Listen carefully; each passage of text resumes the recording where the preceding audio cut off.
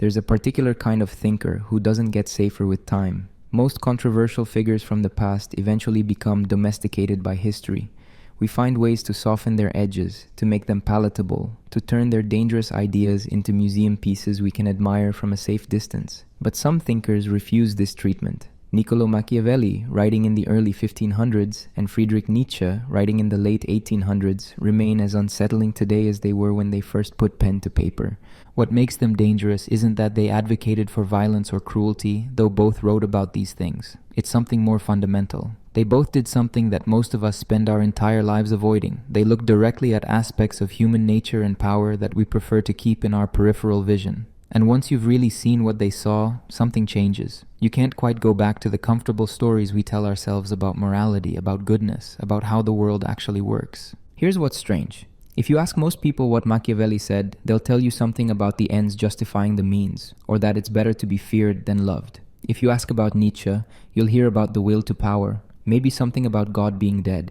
These summaries aren't exactly wrong, but they miss what made these men truly revolutionary. They miss the thing that still makes their work feel transgressive when you actually read it. Both of them were writing in moments of collapse. Machiavelli watched the Italian city-states, including his beloved Florence, get torn apart by foreign invasions and internal betrayals. Everything he'd believed about civic virtue and republican politics seemed to be crumbling. Nietzsche was writing in the shadow of what he saw as the slow death of Christianity's hold on European culture. The old certainties were dissolving, and something new was trying to be born, though no one quite knew what it would look like. In these moments of crisis, both men made a similar choice. Instead of trying to resurrect the old values, instead of pretending that things could go back to how they were, they decided to describe what they actually saw, and what they saw was often ugly.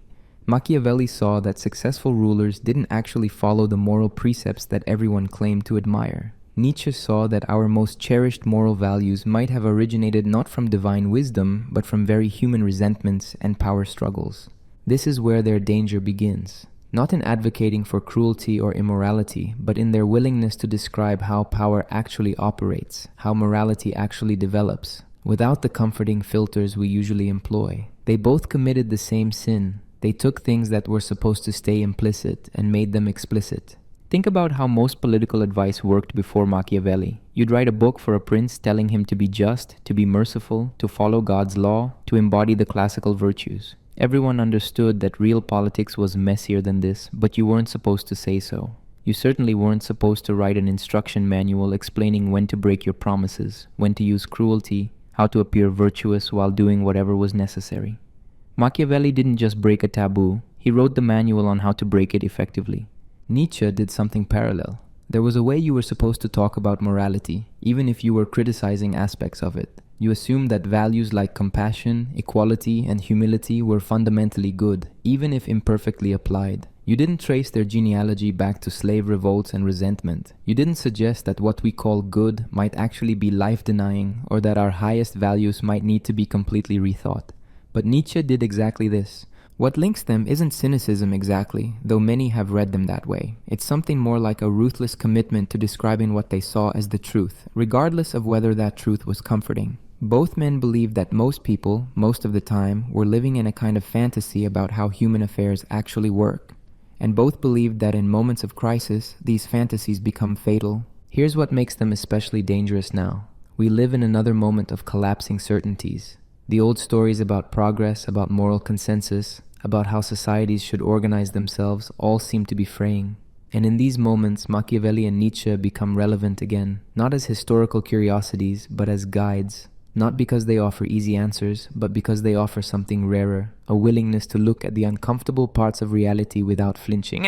There's a reason these thinkers have been claimed by fascists, by conservatives, by liberals, by anarchists, by nearly every political movement you can imagine. It's because both of them wrote in a way that seems to confirm your darkest suspicions about your enemies while also implicating you in the same dynamics. They're too honest to be owned by any single ideology. But we need to understand what we're getting into. Reading Machiavelli and Nietzsche seriously isn't like reading most philosophy or political theory. It's not a puzzle to solve or a set of principles to apply. It's more like a kind of training in seeing. They're teaching you to notice patterns that, once seen, can't be unseen. How power actually circulates in groups. How moralities actually function to advantage some and disadvantage others.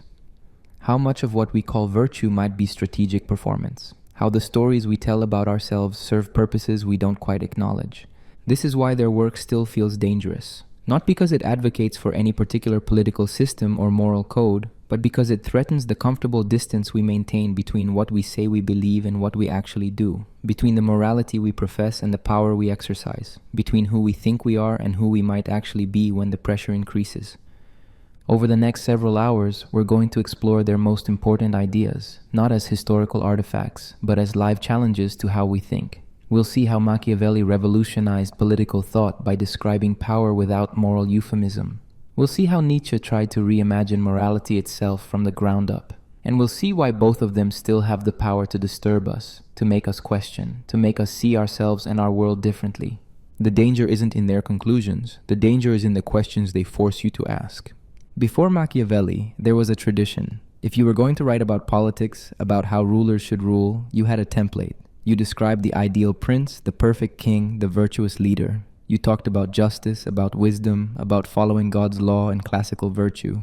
You painted a picture of what a good ruler should be. Everyone knew this was somewhat fictional. Everyone understood that actual politics involved compromise, force, strategic deception. But that wasn't what you wrote about, at least not explicitly. The function of political writing was to hold up a moral ideal, to remind rulers of standards they should aspire to, even if reality fell short. Machiavelli looked at this tradition and made a decision that would echo through the centuries. He decided to write about what princes actually do, not what they should do. More precisely, he decided to write about what successful princes do, the ones who gain power and keep it, regardless of whether their methods aligned with moral ideals. This sounds like a simple shift, but it detonated the entire framework of political thought. Because once you start describing effectiveness rather than righteousness, once you separate political success from moral virtue, you end up in very uncomfortable territory very quickly. Here's the key move. Machiavelli doesn't deny that the traditional virtues are good. He doesn't say that justice, mercy, and honesty are bad things. What he says is more subtle and more devastating. He says that a ruler who always tries to be good, in the traditional sense, will be destroyed by those who are not good. And therefore, a ruler must learn how to be not good, and to use this knowledge or not use it according to necessity. Notice what he's doing. He's not saying rulers should be evil. He's saying they need to be capable of evil when circumstances require it. They need to understand how to use cruelty, deception, and force effectively. They need to know when breaking a promise is strategically necessary. They need to be able to act against charity, against humanity, against religion, when the preservation of the state requires it. This is what people mean when they call something Machiavellian. But there's a sophistication here that the term usually misses. Machiavelli isn't advocating for random cruelty or pointless deception. He's constructing a theory of political effectiveness in a world where other actors don't follow moral constraints. If you're ruling a state surrounded by rivals who will exploit your goodness, your mercy, your honesty, then sticking to those virtues becomes a kind of negligence. You're not just failing yourself, you're failing everyone who depends on your state's survival. The Scandal of the Prince, the book that made his name synonymous with cunning manipulation, isn't that it advocates for tyranny. Machiavelli actually preferred republics, as his other writings make clear. The scandal is that it describes in practical detail what you need to do to gain and maintain power in a world where others are already playing by these rules. Take his famous discussion of Cesare Borgia. Borgia was brutal, ruthless, willing to use any means necessary. He murdered rivals, broke alliances, employed spectacular violence, and Machiavelli holds him up as a model, not because of his cruelty, but because of his effectiveness. Borgia understood something essential, that in politics, the appearance of virtue often matters more than virtue itself, and that strategic ruthlessness, applied at the right moments, can create stability that benefits everyone in the long run. This is where Machiavelli gets truly interesting. He's not saying might makes right. He's saying something more complex. He's saying that political order, the stability that allows people to live their lives without constant violence and chaos, sometimes requires actions that would be immoral in private life. The ruler operates in a different moral universe than the private citizen because the consequences of their actions affect thousands or millions. There's a coldness to this analysis that still shocks. Machiavelli discusses when to use cruelty like a craftsman discussing when to use a particular tool. He talks about whether it's better to be loved or feared with the detachment of someone analyzing the mechanics of a machine. He's not troubled by the moral weight of these questions in the way we expect thinkers to be troubled. But here's what's easy to miss. This coldness serves a purpose. Machiavelli believed that the greatest cruelties came from rulers who were too weak or too naive to use force decisively when needed. A ruler who tries to be merciful to a dangerous faction might end up plunging the entire state into civil war, causing vastly more suffering than if he'd crushed that faction quickly and ruthlessly.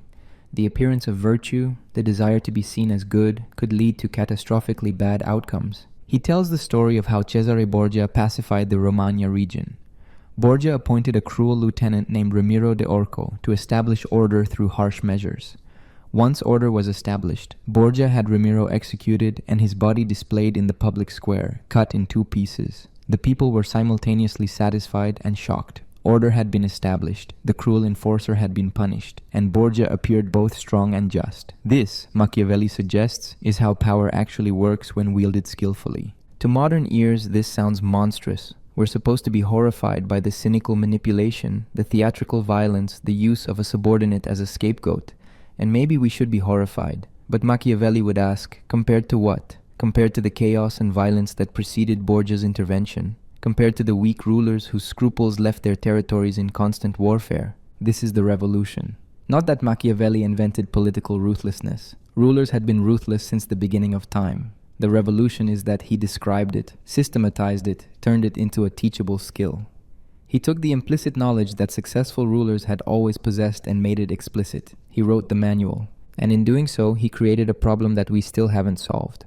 Once someone has clearly described how power actually works, once the gap between moral appearances and political realities has been made explicit, what happens to politics? Can you have a stable political order when everyone understands the Machiavellian logic? Or does the explicit acknowledgement of these dynamics somehow change them? These questions still hang over every political analysis, every discussion of what leaders should do versus what they actually do. Machiavelli opened a door that has never been closed. He showed us the machinery of power without its moral covering, and once you've seen that machinery, you can't quite unsee it. In 1882, Nietzsche published a parable that would become perhaps the most famous philosophical pronouncement of the modern age.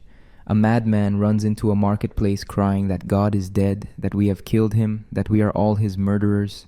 The people in the marketplace, who don't believe in God anyway, laugh at him. The madman realizes he has come too early. The deed has been done, but people don't yet understand what they've done. Almost everyone knows the phrase God is dead. Far fewer understand what Nietzsche actually meant by it, and why he considered it both the most catastrophic and most liberating event in human history. Nietzsche wasn't making a claim about metaphysics. He wasn't arguing for or against the existence of God in some abstract theological sense. He was describing something he saw happening in European culture, something that most people were trying very hard not to notice. The entire structure of meaning and value that Christianity had provided for 1,000 years was collapsing. And most people, even most atheists, hadn't begun to reckon with what this meant. Here's what's crucial to understand. For Nietzsche, Christianity wasn't just a set of beliefs about God and the afterlife. It was a complete system for organizing values, for determining what mattered, for giving life meaning. It told you what to aim for, how to judge yourself and others, what counted as a life well lived. It provided the metaphysical foundation for concepts like equality, compassion, and human dignity. It gave suffering a purpose. When Nietzsche says God is dead, he means that this entire system has lost its power to convince. Not all at once, and not for everyone, but the intellectual foundations have crumbled. Modern science, historical criticism of the Bible, the general drift towards secularism, all of this has made it impossible for educated Europeans to believe in the old way. But here's the problem. We haven't replaced what we've lost. Think about what happens when you remove the foundation of a building while people are still living in it. They might not notice immediately. The structure might hold for a while through sheer momentum, but eventually things start to collapse. This is how Nietzsche saw European culture in his time. People were still using Christian moral language, talking about equality, about the dignity of all human beings, about the value of compassion and selflessness. But they'd removed the metaphysical foundation that gave those values their authority. Why should all humans be equal if we're not all equal in the eyes of God? Why should we value the weak and suffering if there's no heavenly reward for doing so? Why should we deny our own interests for others if there's no transcendent moral law commanding it? These aren't easy questions to answer once you remove the Christian framework. This is what Nietzsche means when he has his madman say that we've unchained the earth from its sun, that we're falling continuously, that we need to light lanterns in the morning. We've removed our source of orientation, our way of determining up from down, good from evil, meaningful from meaningless. and we're pretending we can just continue as before. The death of God for Nietzsche is not something to celebrate or mourn in a simple way. It's a crisis, the deepest crisis humanity has ever faced, because it's not just about losing a religious belief, it's about the collapse of an entire structure of meaning, and nature abhors a vacuum. When one system of values collapses, something else will rush in to fill the void. The question is, what? Nietzsche saw several possibilities, and he found most of them terrifying. One option was nihilism, the conclusion that nothing has meaning, that all values are arbitrary, that there's no basis for choosing one way of life over another. He thought European culture was drifting toward this, and that it would lead to a kind of exhaustion, a will to nothingness. Another option was what he called the last man, a human type that would emerge in democratic, secular societies. The last man has made everything comfortable and safe. He has his little pleasures, his entertainment, his equality, his health. He has eliminated risk and danger and greatness. He blinks and says, "We have invented happiness." Nietzsche found this vision of humanity more disturbing than outright nihilism.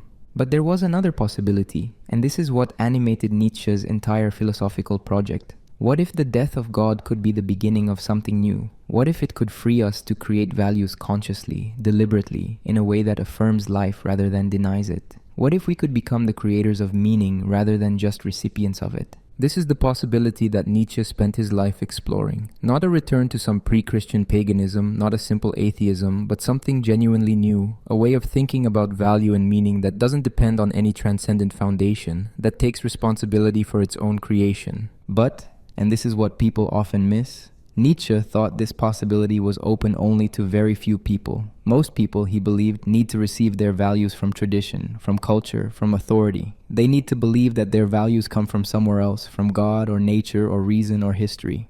The idea of creating your own values from nothing is psychologically unbearable for most human beings. So the death of God creates a split. A few people, the ones Nietzsche sometimes calls free spirits or higher men, can face the abyss and create new values. Everyone else drifts toward nihilism or settles into the comfortable meaninglessness of the last man. Or, and Nietzsche saw this danger too, they embrace new idols, nationalism, racism, ideologies that promise certainty and meaning in exchange for obedience. Here's where it gets even more unsettling. Nietzsche suggests that Christianity itself was already a form of nihilism, what he calls passive nihilism. It taught people to devalue this world in favor of another world, to see earthly life as merely a test or a trial, to treat suffering as the path to salvation. It turned people away from life, from the body, from power and growth and joy, toward an imagined realm beyond. The death of God, then, is also the death of this life-denying orientation. And what comes after must be life-affirming, must say yes to existence in all its cruelty and beauty, must embrace becoming rather than fleeing into fantasies of eternal being. This is what Nietzsche means by his favorite terms, Dionysian, life-affirming, saying yes. But we're getting ahead of ourselves. The crucial point is this. For Nietzsche, the death of God isn't primarily a theological claim. It's a cultural diagnosis. It's the recognition that we've removed the foundation of our value system and that we're living in the ruins of that system, still speaking its language, still following its patterns without believing in it anymore. And the question this poses is urgent. What will we do now? Will we face the void honestly and create something new? Will we drift into nihilistic exhaustion? Will we embrace new false certainties? Or will we keep pretending that everything is fine, that we can keep the Christian moral framework without the Christian metaphysics, that we can have our cake and eat it too? Nietzsche bet that we'd mostly choose the last option, at least for a while. He bet that it would take a long time, maybe generations, for the full implications of the death of God to work themselves out in culture. He was writing for people who hadn't been born yet, for those who would eventually have to face what his generation was still avoiding. That future might be now. We're living in the aftermath Nietzsche predicted, still working out what it means to have values without foundations, meaning without metaphysics, morality without God. And whether we agree with Nietzsche's analysis or not, his questions are still alive. What are we building on now that the old foundation has crumbled? And can what we're building actually hold? Near the end of The Prince, Machiavelli turns to a question that had obsessed political thinkers for centuries. How much of political success depends on virtue, on skill and ability, and how much depends on fortune, on luck and circumstance? In a chapter that has troubled readers for 500 years, he gives his answer using a metaphor that reveals something essential about his entire worldview. He compares fortune to a violent river that, when in flood, destroys everything in its path. But, he says, when times are calm, people can build dikes and channels to control the river's flow. Fortune is the same. She dominates when no precautions have been taken against her, but those who prepare properly can master her to some degree. Then comes the part that makes modern readers uncomfortable. Machiavelli says that fortune is a woman, and to master her, you must beat and strike her. She's more likely to submit to those who are bold and aggressive than to those who proceed cautiously. Young men are more likely to master her because they're more impetuous, more violent, and command her with more audacity. Put aside for a moment the gendered violence of the metaphor, which reflects its time but doesn't age well. What's Machiavelli actually saying about the relationship between human agency and chance? He's doing something quite sophisticated. He's rejecting two extreme positions that were common in his era.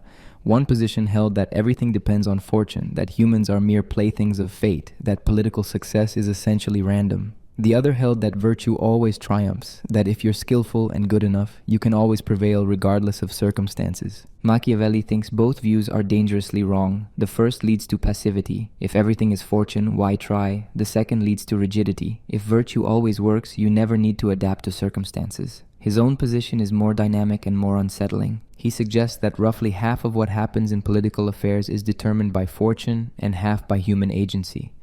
But here's the crucial part. The sphere of fortune and the sphere of agency aren't separate. They interact. Your ability to control events depends partly on how well you've prepared for contingencies, how adaptable you are, how willing you are to act boldly when circumstances demand it. Think about what this means in practice. A ruler might do everything right according to traditional political wisdom. Be just, be merciful, keep his word, follow moral precepts. But if circumstances change, if a more ruthless rival appears, if foreign armies invade, these virtues might become fatal liabilities. The ruler who survives is the one who can adapt, who can become ruthless when ruthlessness is needed, who can match their methods to the demands of the moment. This is where Machiavelli's metaphor of fortune as a woman reveals his deeper point. He's not just being misogynistic, though he certainly is that. He's making a claim about the kind of relationship you need to have with circumstances, with the unpredictable elements of politics and life. Fortune favors the bold. Fortune favors those who seize opportunities when they appear. Fortune favors those who act decisively rather than waiting for perfect information or perfect conditions. This doesn't mean recklessness. It means a kind of aggressive adaptability, a willingness to strike when the moment is right, even if the outcome isn't certain. Machiavelli illustrates this with examples from his own time. He talks about Pope Julius II, who succeeded through audacity and boldness, always acting quickly and never giving his enemies time to prepare. If Julius had lived longer and encountered circumstances that required patience and caution, Machiavelli says, he would have been destroyed because he could only act one way. But fortune aligned with his nature, and he succeeded. There's something almost tragic in this analysis. Machiavelli suggests that political success often depends on a kind of match between your nature and the times. If you're bold and the times require boldness, you'll succeed. If you're cautious and the times require caution, you'll succeed. But if there's a mismatch, no amount of skill can save you. This poses a profound problem. Can you change your nature to match changing times? Machiavelli is pessimistic about this. He thinks people are generally locked into patterns of behavior that serve them well initially. The bold person can't suddenly become cautious. The cautious person can't suddenly become bold. So even if you understand intellectually that circumstances have changed and require a different approach, you might not be able to adapt. But, and this is where his advice about mastering fortune becomes crucial, you can try to shape circumstances rather than just responding to them. You can try to be the one creating situations that advantage your particular strengths rather than constantly reacting to what fortune throws at you. This is what the dikes and channels metaphor is really about. You can't prevent the flood entirely, but you can direct where it goes. You can't eliminate fortune, but you can reduce its sphere of operation. The question is whether you've done this work in advance when times are calm, or whether you wait until the flood is upon you. Machiavelli's own life demonstrated this principle, though not in the way he would have wanted. He was a devoted Republican who served Florence's government for 14 years, managing diplomatic and military affairs. When the Medici family returned to power in 1512, he was dismissed, imprisoned, tortured, and exiled from political life. The rest of his life was spent in rural isolation, writing the works that would make him famous, but never regaining the political position he'd lost. Was this fortune or his own failure to adapt? Machiavelli stayed loyal to the Republican government perhaps longer than was prudent. He didn't position himself well with the Medici when it became clear they would return to power. In his own terms, he failed to adapt to changing circumstances. Or maybe the circumstances were simply beyond anyone's control, a case where fortune genuinely dominated. This is the tragic element in Machiavelli's thought that people often miss. He's not a simple advocate for ruthless effectiveness. He understands that politics contains an irreducible element of chance, that even the most skilled and adaptable ruler can be destroyed by circumstances beyond their control. The world is more chaotic, more unpredictable, more indifferent to human wishes than the traditional political philosophers wanted to admit. But he refuses to let this truth become an excuse for passivity. Yes, fortune controls much. Yes, circumstances might destroy you regardless of your skill. But that's precisely why you must act boldly when you can, prepare thoroughly when times allow, and seize opportunities when they appear. Waiting for perfect conditions is itself a kind of submission to fortune. There's a deeply unsentimental realism here. Machiavelli isn't promising that virtue will be rewarded or that justice will prevail. He's saying that in a world where fortune plays such a large role, your only real option is to maximize your agency in the sphere where you can act. Preparation, boldness, adaptability, the willingness to use whatever methods circumstances require, these don't guarantee success, but they give you the best chance you're going to get. And if that's not enough, if fortune destroys you anyway, well, Machiavelli suggests, that's simply how things work. The world doesn't owe you success. It doesn't owe you anything. All you can do is play your part as skillfully as possible and accept that the outcome isn't entirely up to you. This is perhaps the most modern thing about Machiavelli, the reason his thought still feels relevant 5 centuries later. He's describing a world without providential order, without guaranteed justice, without the comforting belief that good actions necessarily lead to good outcomes. He's describing, in other words, the world as it actually is, rather than as we might wish it to be. There's a passage in Beyond Good and Evil where Nietzsche describes 2 fundamental types of human morality. He calls them master morality and slave morality. But this terminology is misleading because it makes the distinction sound like it's about social class or political power. It's not, or at least not primarily. It's about 2 fundamentally different ways of orienting yourself toward life, toward value, toward what it means to be human. Master morality, as Nietzsche describes it, originates with the strong, the noble, the powerful. These people determine what is good by looking at themselves, at their own qualities and actions. Good means everything that enhances power, strength, health, vitality. Bad means everything that stems from weakness, sickness, degeneration. This isn't a moral judgment in our sense. It's more like an aesthetic judgment. The noble person finds certain things admirable and other things contemptible based on whether they represent strength or weakness. Slave morality works differently. It originates with the powerless, those who've been dominated and oppressed. For them, the qualities of the powerful, strength, pride, authority, aren't good but threatening. So they create a different value system, one that inverts the values of the powerful. What the strong call good, the weak call evil. And what stems from weakness, humility, compassion, patience, submission, gets called good. Now Nietzsche isn't saying that one of these moralities is objectively correct and the other wrong. He's doing something more radical. He's suggesting that our moral concepts don't describe eternal truths, but reflect the psychology and interests of the people who created them. Morality is human, all too human. It emerges from particular forms of life, particular relations of power, particular psychological needs. This is what makes Nietzsche genuinely dangerous. He's not arguing against specific moral rules. He's questioning the entire framework that makes moral rules seem like they have authority. He's treating morality itself as something to be studied and understood rather than something to be simply followed. But let's go deeper, because what Nietzsche is really describing here goes beyond historical types. He's describing something about human psychology, about the different ways people relate to values, that he thinks is permanent and essential. Most people, Nietzsche believes, are what he calls herd animals. They need to be part of a group, to follow shared values, to have their behavior regulated by external standards. They're uncomfortable with difference, with exception, with anything that stands out from the norm. They genuinely believe that everyone should be equal, that the same rules should apply to everyone, that individual distinction is threatening. This isn't something they consciously choose. It's built into their psychology. They need the herd for survival, for psychological security, for a sense of meaning. And the morality that develops in the herd, what Nietzsche often calls slave morality or Christian morality, reflects these needs. It's a morality that emphasizes equality, that treats everyone as having equal worth, that demands the same behavior from everyone. Then there are the exceptions, the rare individuals who stand outside the herd, who create rather than follow values, who need solitude and difference rather than belonging. These people don't fit into the herd's morality. They can't accept that everyone is equal or that the same rules should apply to everyone. They need to distinguish themselves, to rank, to create hierarchies. Here's what's crucial and what gets Nietzsche into trouble. He doesn't think these two types should live by the same morality. What's good for the herd, equality, humility, compassion, conformity, would be poisonous for the exceptional individual. And what the exceptional individual needs, solitude, self-assertion, the courage to stand alone, the will to create new values, would be destructive if everyone tried to live this way. This seems to lead to an uncomfortable conclusion. There should be different moralities for different types of people. The herd needs its morality to maintain social cohesion and to give meaning to lives that might otherwise feel powerless and empty. The exceptional individual needs a different morality, one that affirms their difference and their creative power.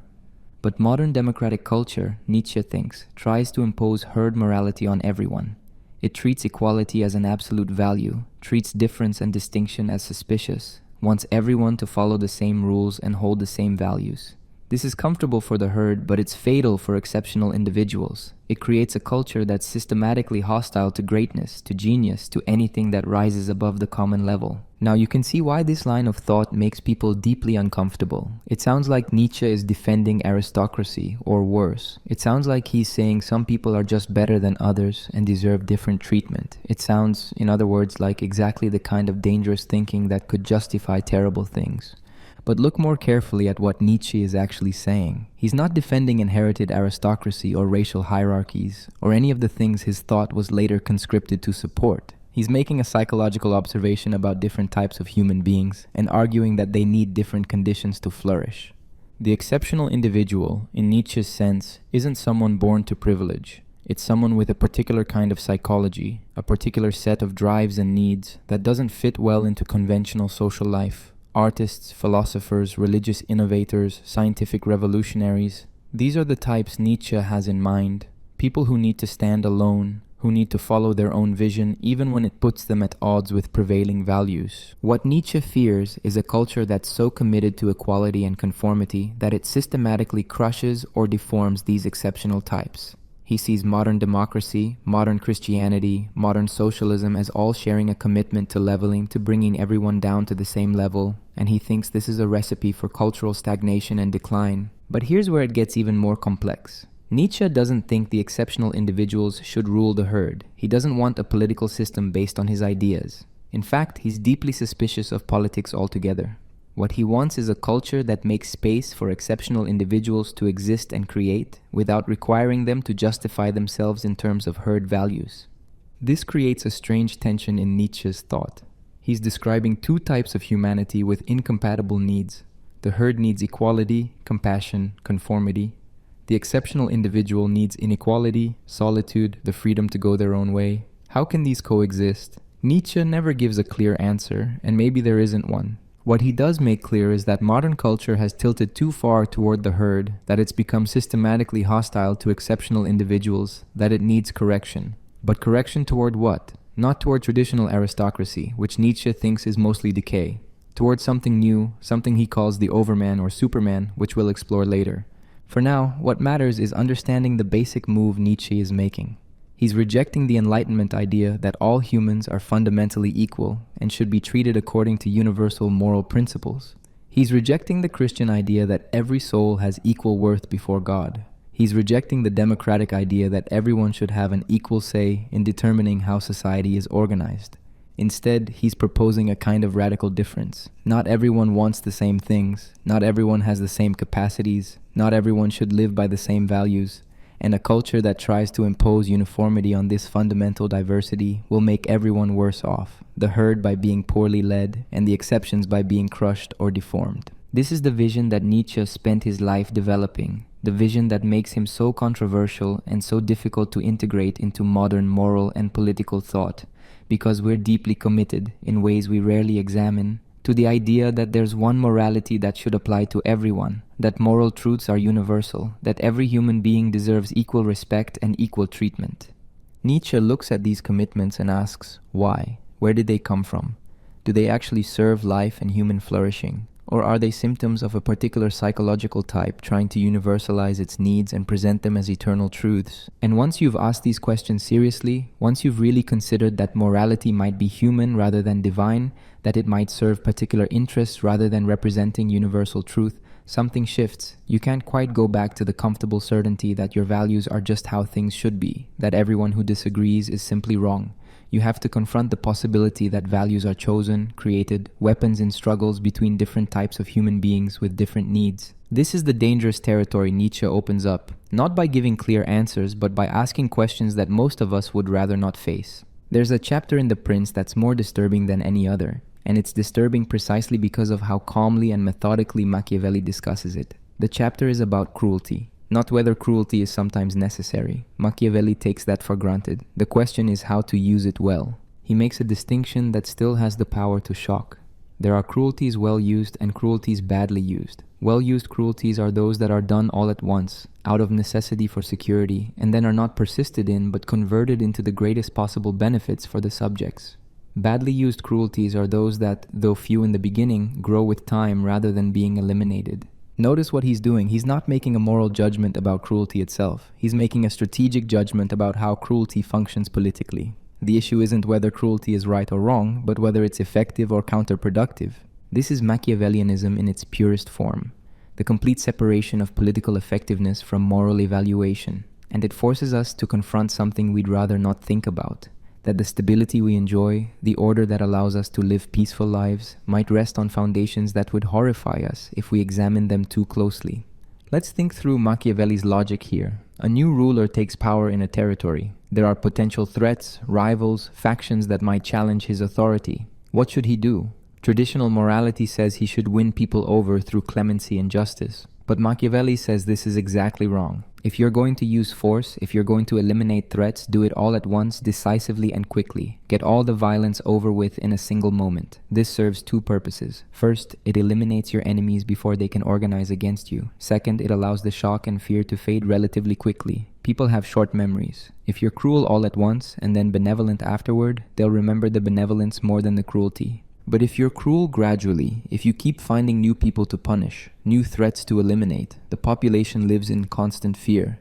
They never forget because the violence never stops. Your cruelty becomes associated with your entire reign rather than just with its beginning. This is what Machiavelli means by cruelty well used versus badly used. It's not about the amount of cruelty, it's about its timing and duration. Concentrated cruelty followed by stability is better than distributed cruelty that never ends. He gives concrete examples. Agathocles of Syracuse rose from humble origins to become tyrant of his city. To secure his power, he called a meeting of the Senate and the richest citizens, then had his soldiers murder them all. Afterward, he ruled without opposition for many years. Machiavelli says that while this was criminal, it was also strategically brilliant. One massive act of violence secured decades of stability. Now we should pause here because this is genuinely horrifying. Machiavelli is describing mass murder as if it's a technique to be evaluated for effectiveness. And he's doing it without any apparent moral qualms, without suggesting that there's something fundamentally wrong with slaughtering your political opponents. But here's what makes this more than simple immoralism. Machiavelli isn't saying rulers should be cruel for the sake of cruelty. He's saying that if you're going to rule effectively, if you're going to create the kind of stability that protects your subjects from constant warfare and chaos, you might need to do terrible things. And if you're going to do them, you should do them in the way that minimizes long-term suffering. Think about the alternative. A ruler who's too squeamish to use violence decisively might face repeated rebellions, constant instability, ongoing conflict that kills far more people over time than a single ruthless consolidation of power would have. From this perspective, the cruel but effective ruler is actually more merciful in the long run than the kind but weak ruler whose gentleness leads to chaos. This is the disturbing logic that runs through The Prince. Sometimes the most humane outcome requires inhumane methods. Sometimes genuine mercy requires apparent cruelty. Sometimes protecting the many requires sacrificing the few, and doing it in a way that's so decisive and final that it prevents future violence. Machiavelli contrasts this with what he saw in his own time. Rulers who tried to be merciful, who hesitated to use force, who hoped to govern through love rather than fear. And what happened? Their territories descended into civil war, foreign armies invaded. Their people suffered far more under weak, kind rulers than they would have under strong, cruel ones. The example he returns to repeatedly is Cesare Borgia, who used extreme violence to pacify the Romagna region. Before Borgia, the region was torn by feuds and banditry. After his harsh measures, people could live in peace. Machiavelli asks, which is more merciful, to avoid using violence and leave people in chaos, or to use violence decisively and create order? But there's a crucial qualification that people often miss. Machiavelli isn't advocating for cruelty as a permanent state of affairs. He's saying that cruelty should be concentrated at the beginning of a reign and then replaced by benefits. The point is to create stability, not to terrorize people indefinitely. This is why he distinguishes between well-used and badly used cruelty. Badly used cruelty continues, grows, becomes a permanent feature of rule. This is both morally wrong and strategically stupid because it turns everyone into an enemy. Well-used cruelty is surgical, limited, aimed at a specific goal, the elimination of threats and the establishment of order. Once that order is established, the ruler should govern differently. He should provide benefits, protect his subjects, ensure justice. The initial cruelty should be in service of a stable order, not an ongoing reign of terror. There's something almost utilitarian about this analysis. Machiavelli is doing a kind of brutal calculus. How much violence is necessary to produce how much stability? What's the minimum amount of cruelty required to achieve security? How can you concentrate necessary evils to minimize total suffering? These are the questions that liberal societies desperately want to avoid, but that political realists insist we must face. Because the comfortable fiction is that good means lead to good ends, that you can achieve peace and stability through purely peaceful and moral methods. Machiavelli is saying this is a fantasy. Sometimes you need to get your hands dirty. The question is how to do it in a way that actually serves the goal of creating a stable order rather than just multiplying suffering. This creates an uncomfortable position for anyone reading Machiavelli seriously. You can't simply dismiss him as advocating for evil. He's making an argument about what's necessary to achieve goods that everyone values: peace, stability, security. But you also can't fully accept his logic without endorsing actions that seem fundamentally wrong.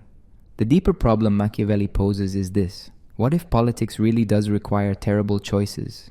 What if there are situations where every option involves doing something wrong, and the question is just which wrong is less destructive? What if the people who insist on keeping their hands clean are just passing the dirty work to others or allowing worse outcomes through their inaction?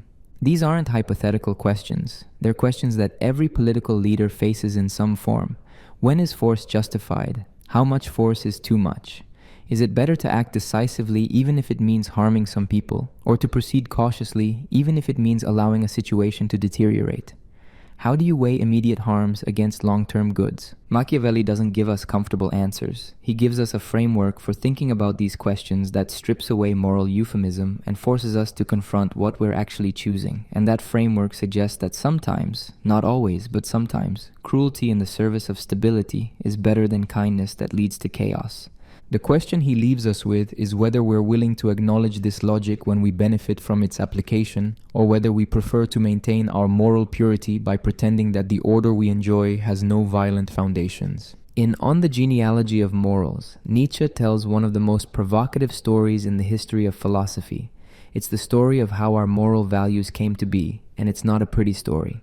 According to Nietzsche, the values we hold most sacred, compassion, humility, equality, selflessness, don't come from divine revelation or rational insight. They come from resentment. Here's how the story goes. In the ancient world, there was a morality of the strong, the masters, the nobles.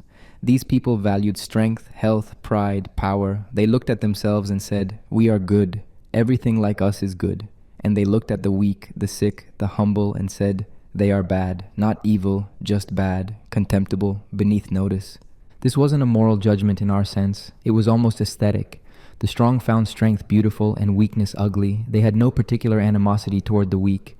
They barely thought about them at all. The weak were just there, in the background, like furniture. But the weak were thinking about the strong. They couldn't stop thinking about them because they were suffering. They were dominated, humiliated, powerless. And in their suffering, they developed something the strong didn't have: resentment.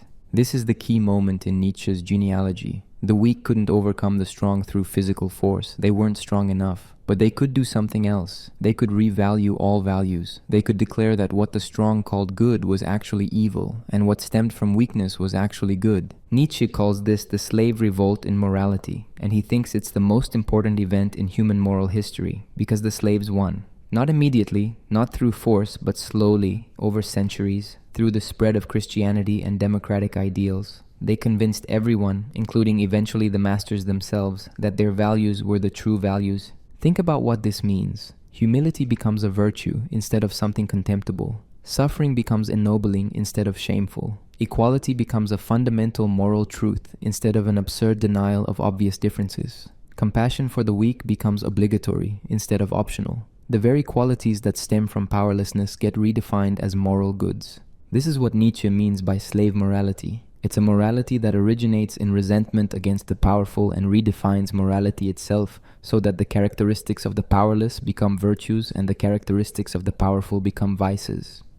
And the genius of this revaluation is that it works, it spreads, it convinces people. Eventually, even the strong start to feel guilty about their strength. Even the healthy start to feel obligated to serve the sick. Even the powerful start to believe that power itself is somehow suspect, that they should be humble, that they should deny their own nature. Christianity, in Nietzsche's account, is the ultimate expression of slave morality.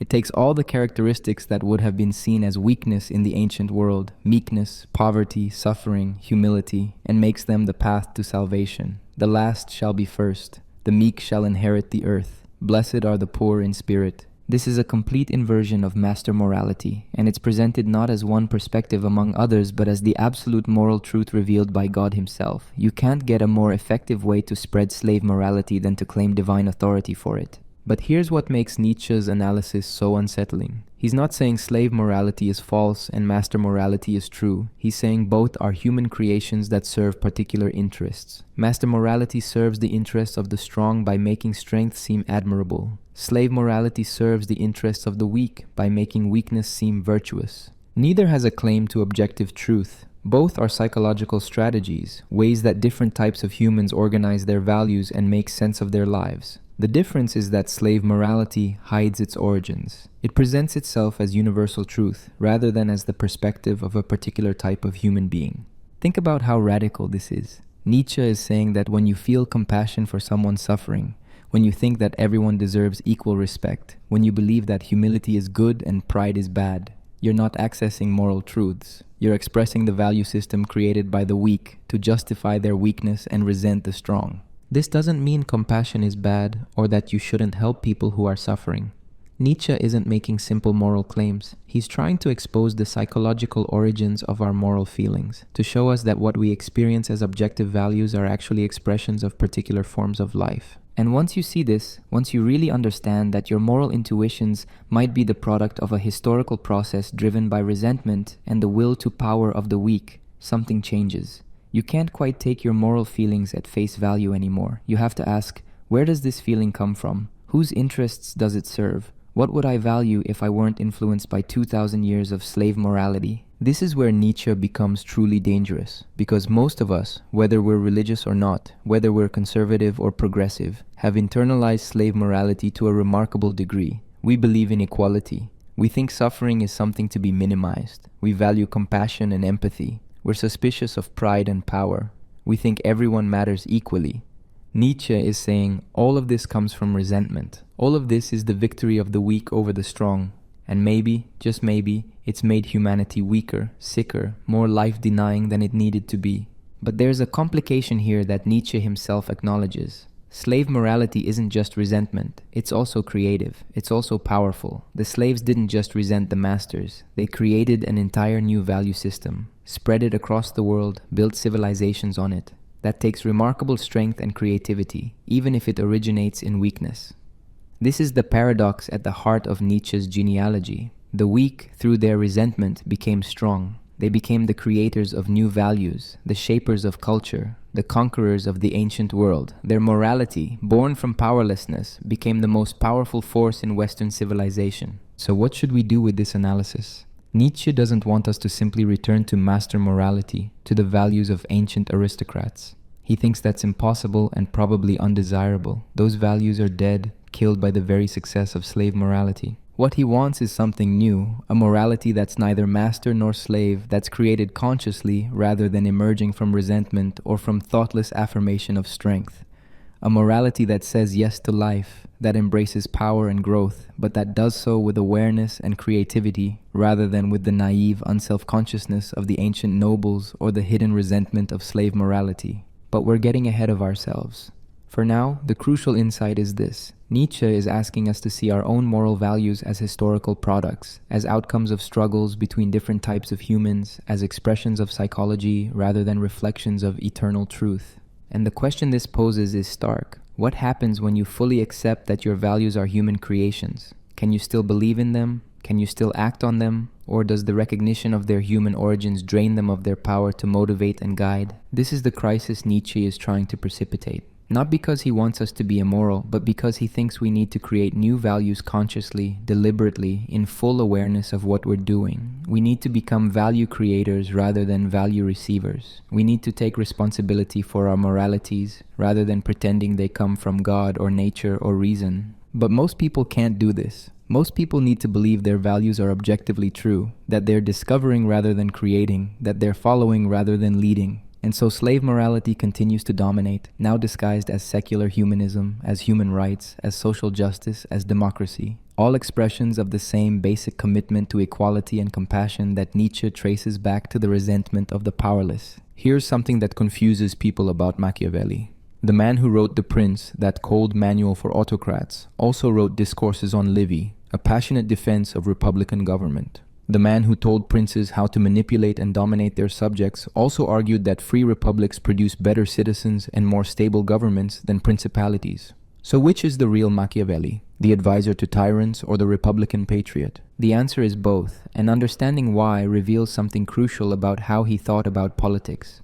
Machiavelli wasn't a moral philosopher trying to identify the best form of government in some abstract sense. He was a practical analyst trying to understand what works in different circumstances, and he believed that different situations require fundamentally different approaches. The Prince was written in a very specific context. Italy in the early 1500s was fragmented into weak city-states being torn apart by French, Spanish, and German invasions. Machiavelli saw his beloved Florence humiliated, saw Italian political independence collapsing. In this context, he became convinced that what Italy needed was a strong prince who could use force and cunning to unite the peninsula and expel the foreigners. The prince is essentially a job application. Machiavelli was out of power, desperate to return to political life, and he was offering his services to the Medici family by showing them how to consolidate power.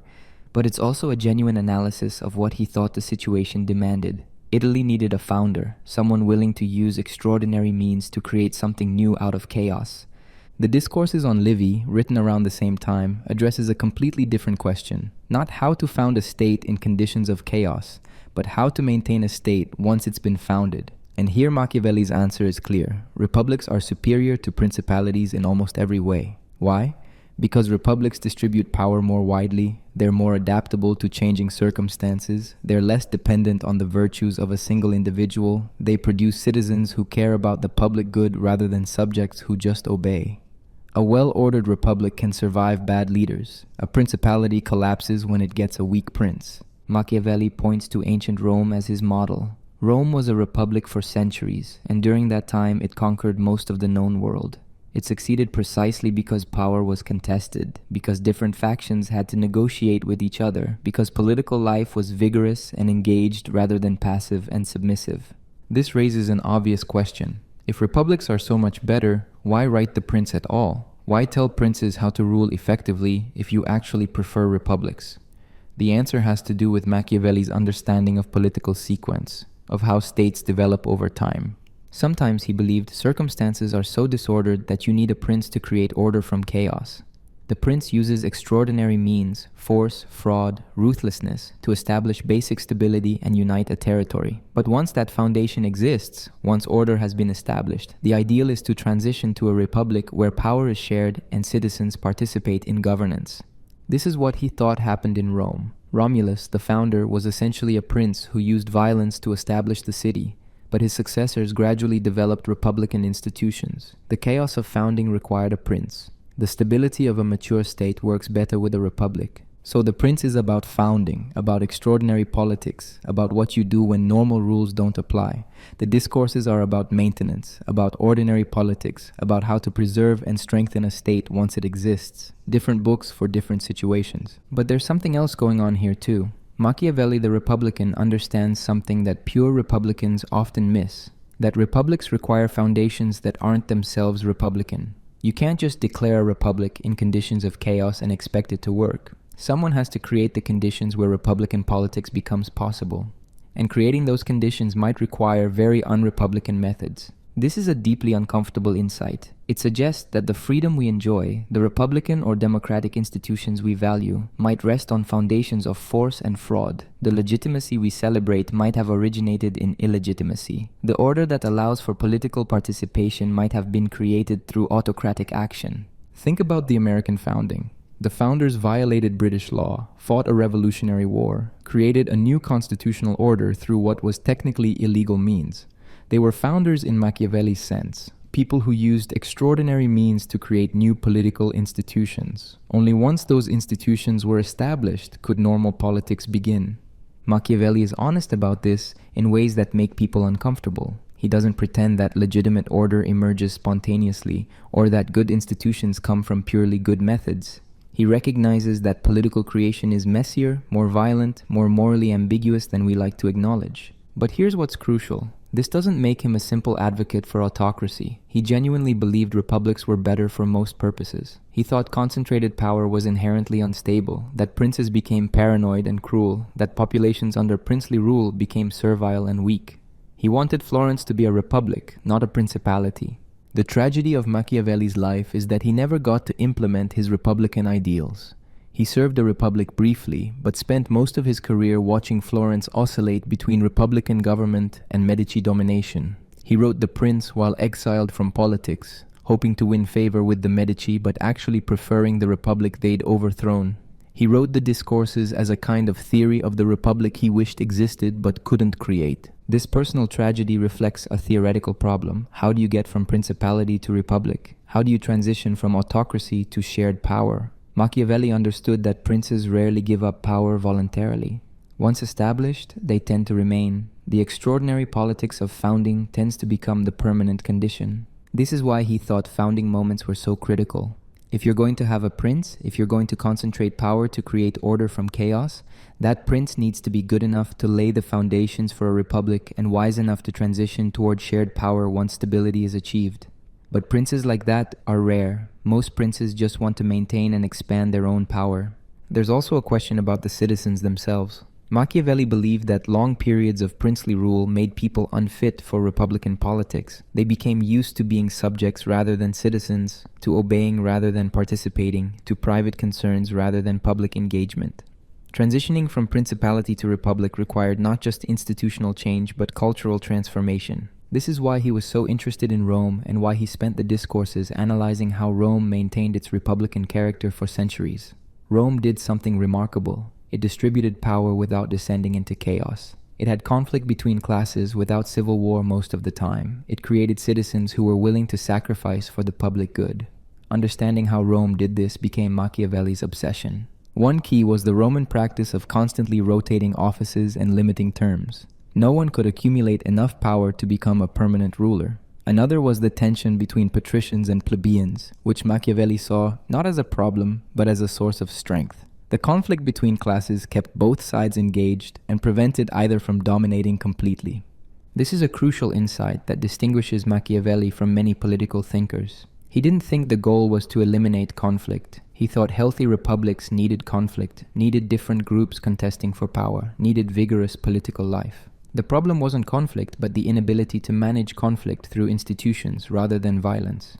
So when we ask which is the real Machiavelli, the answer is that both The Prince and the discourses express genuine aspects of his thought. He understood that politics contains both extraordinary and ordinary moments, both founding and maintenance, both concentration and distribution of power. Different moments require different approaches. What unified his thinking was a ruthless realism about power and a deep concern with political effectiveness. Whether he was writing about princes or republics, he was always asking, what actually works? Not what we wish would work, not what moral theory says should work, but what history and experience show does work in practice. This makes him difficult to categorize. He's not a simple autocrat or a simple democrat. He's something stranger, a Republican who understood that republics sometimes require unrepublican foundations, a lover of liberty who recognized that liberty requires order, a believer in popular government who thought most people most of the time needed to be led rather than consulted. And this is why reading The Prince alongside the discourses is essential. Neither gives you the complete picture. The Prince without the discourses makes Machiavelli look like a simple advocate for autocracy. The discourses without the Prince makes him look like a naive Republican who doesn't understand how hard it is to create and maintain free institutions. Together they show you a thinker grappling with the full complexity of political life. The question Machiavelli leaves us with is whether we can be as honest as he was. Can we acknowledge that our republican or democratic institutions might have foundations we'd rather not examine? Can we admit that order sometimes requires methods we'd prefer not to use? Can we think seriously about politics without taking refuge in comfortable moral abstractions?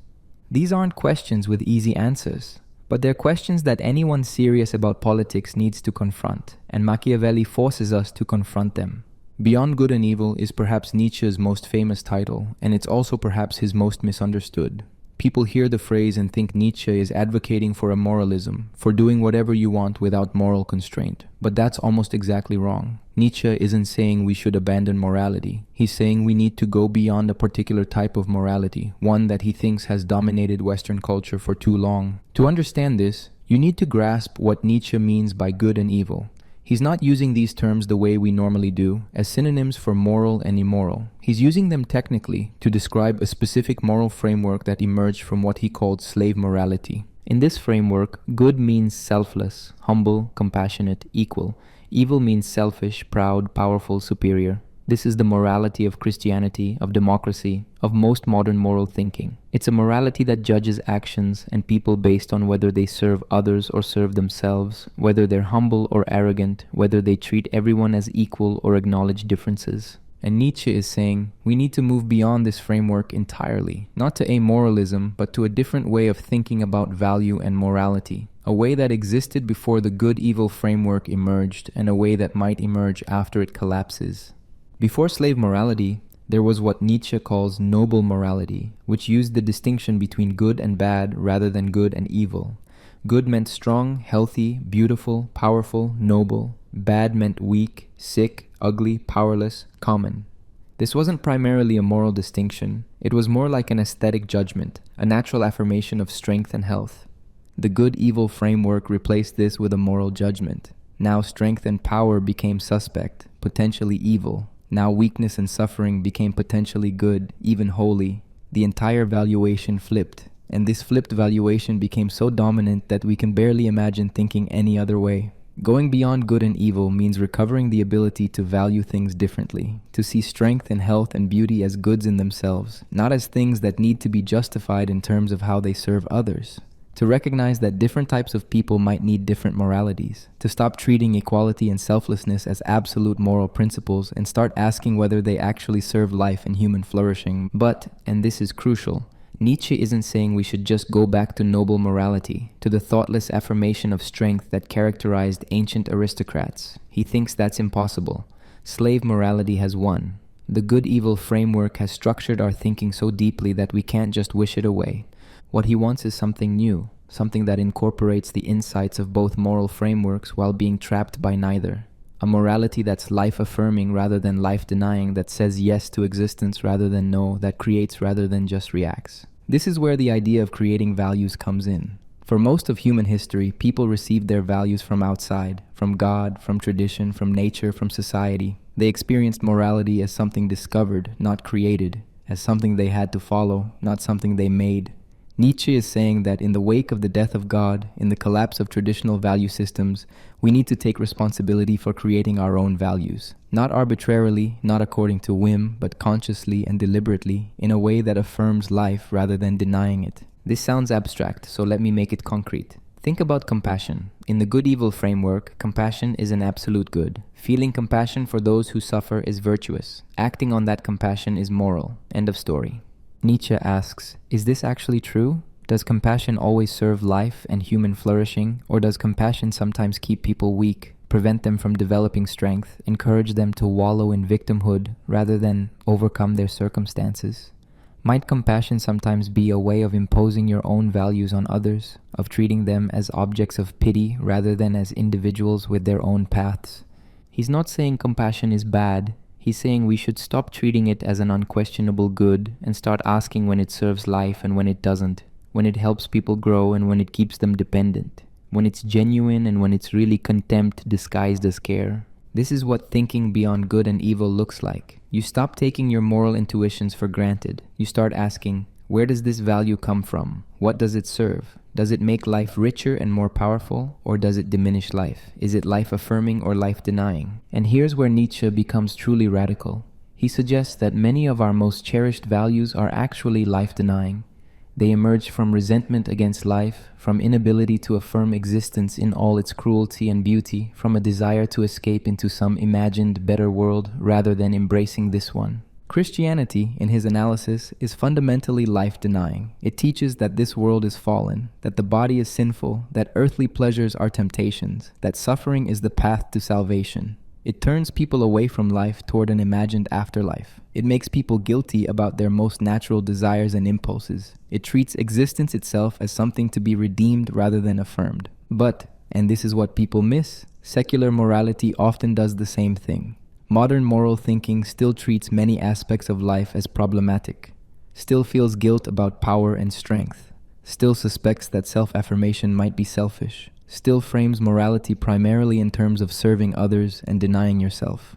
Nietzsche wants a morality that says yes to life, that embraces power and growth and self-affirmation, that sees strength and health and beauty as goods in themselves, that doesn't need to justify existence in terms of some higher purpose. A morality for this world, not for some imagined other world. This is what amor fati means, a concept we'll explore more later. The love of fate, the ability to say yes to your life exactly as it is, to will the eternal return of every moment, to affirm existence without needing it to be different or better. This is the ultimate beyond good and evil, when you stop judging life and start embracing it. But who can do this? Nietzsche is clear that most people can't. Most people need the good-evil framework. They need to feel that they're following some higher moral law, that their lives serve some purpose beyond themselves, that there's a standard they can appeal to. Taking that away from them would be psychologically devastating. So going beyond good and evil is only for rare individuals, what Nietzsche calls free spirits or higher men. People who can bear the weight of creating their own values, who can affirm life without moral crutches, who can say yes to existence without needing it justified by some transcendent purpose. This creates the same problem we saw with the herd and the exception. Nietzsche is describing a morality that only works for certain types of people. The masses still need good and evil, still need to feel they're following rather than creating, still need values that seem objective rather than chosen. But here's what makes this more than simple elitism. Nietzsche thinks the good-evil framework is making everyone worse off. It's making the strong feel guilty about their strength. It's making the weak cultivate their weakness as a virtue. It's creating a culture where life affirmation becomes suspect and life denial becomes holy. Going beyond good and evil for Nietzsche means creating a culture where different types of people can flourish in different ways, where the strong can be strong without guilt, where creators can create without having to justify themselves in terms of serving others, where the affirmation of life becomes possible again. This doesn't mean abandoning all moral constraints. Nietzsche isn't advocating for chaos or for doing whatever you want regardless of consequences. He's advocating for a different type of morality, one that emerges from strength rather than weakness, from affirmation rather than resentment, from creation rather than reaction. What would this morality look like in practice? Nietzsche never gives a complete answer, and maybe he can't. Because the point is precisely that you have to create it yourself, that it can't be handed down like a set of commandments. Each person who goes beyond good and evil has to forge their own path, create their own values, determine their own measure. This is terrifying for most people. The idea that there's no objective moral truth, that you have to take full responsibility for your values, that you can't appeal to God or nature or reason to justify your choices. This is psychologically unbearable for most human beings. But Nietzsche thinks it's necessary. Because the alternative is to keep living in the ruins of slave morality, to keep following a value system that no longer has its foundation, to keep pretending that Christian morality can survive the death of the Christian God. Going beyond good and evil means facing the abyss honestly and creating something new on the other side. It means taking responsibility for being a value creator rather than a value follower. It means affirming life in all its cruelty and beauty rather than judging it from some imagined moral high ground. And the question this poses for each of us is stark. Can you do this? Can you create your own values consciously and deliberately? Can you affirm life without moral crutches? Or do you need the good-evil framework to give your life structure and meaning? There's no shame in needing it. Nietzsche thinks most people do. But he also thinks that those who can go beyond it have a responsibility to do so, to create new values that might eventually become available to others, to open up new possibilities for what it means to be human. This is the real meaning of beyond good and evil. Not a moralism, but a different type of morality. Not doing whatever you want, but taking responsibility for creating the values you live by. Not abandoning judgment, but judging from a perspective that affirms rather than denies life. In chapter 18 of The Prince, Machiavelli makes an observation that still has the power to shock. He says that a prince doesn't need to actually have all the qualities that are considered good: mercy, faith, integrity, humanity, religion, but he absolutely must appear to have them. In fact, Machiavelli goes further. Actually having these qualities and always following them is harmful, but appearing to have them is useful. This is perhaps the most cynical thing Machiavelli ever wrote. He's saying that virtue is primarily a matter of appearances, that the reality of your character matters less than your reputation, that you should cultivate the image of goodness while being prepared to act badly when necessary. Let's think through why he believed this. Machiavelli had watched political leaders his entire life. He'd served on diplomatic missions, negotiated with princes and kings, observed how power actually worked in practice.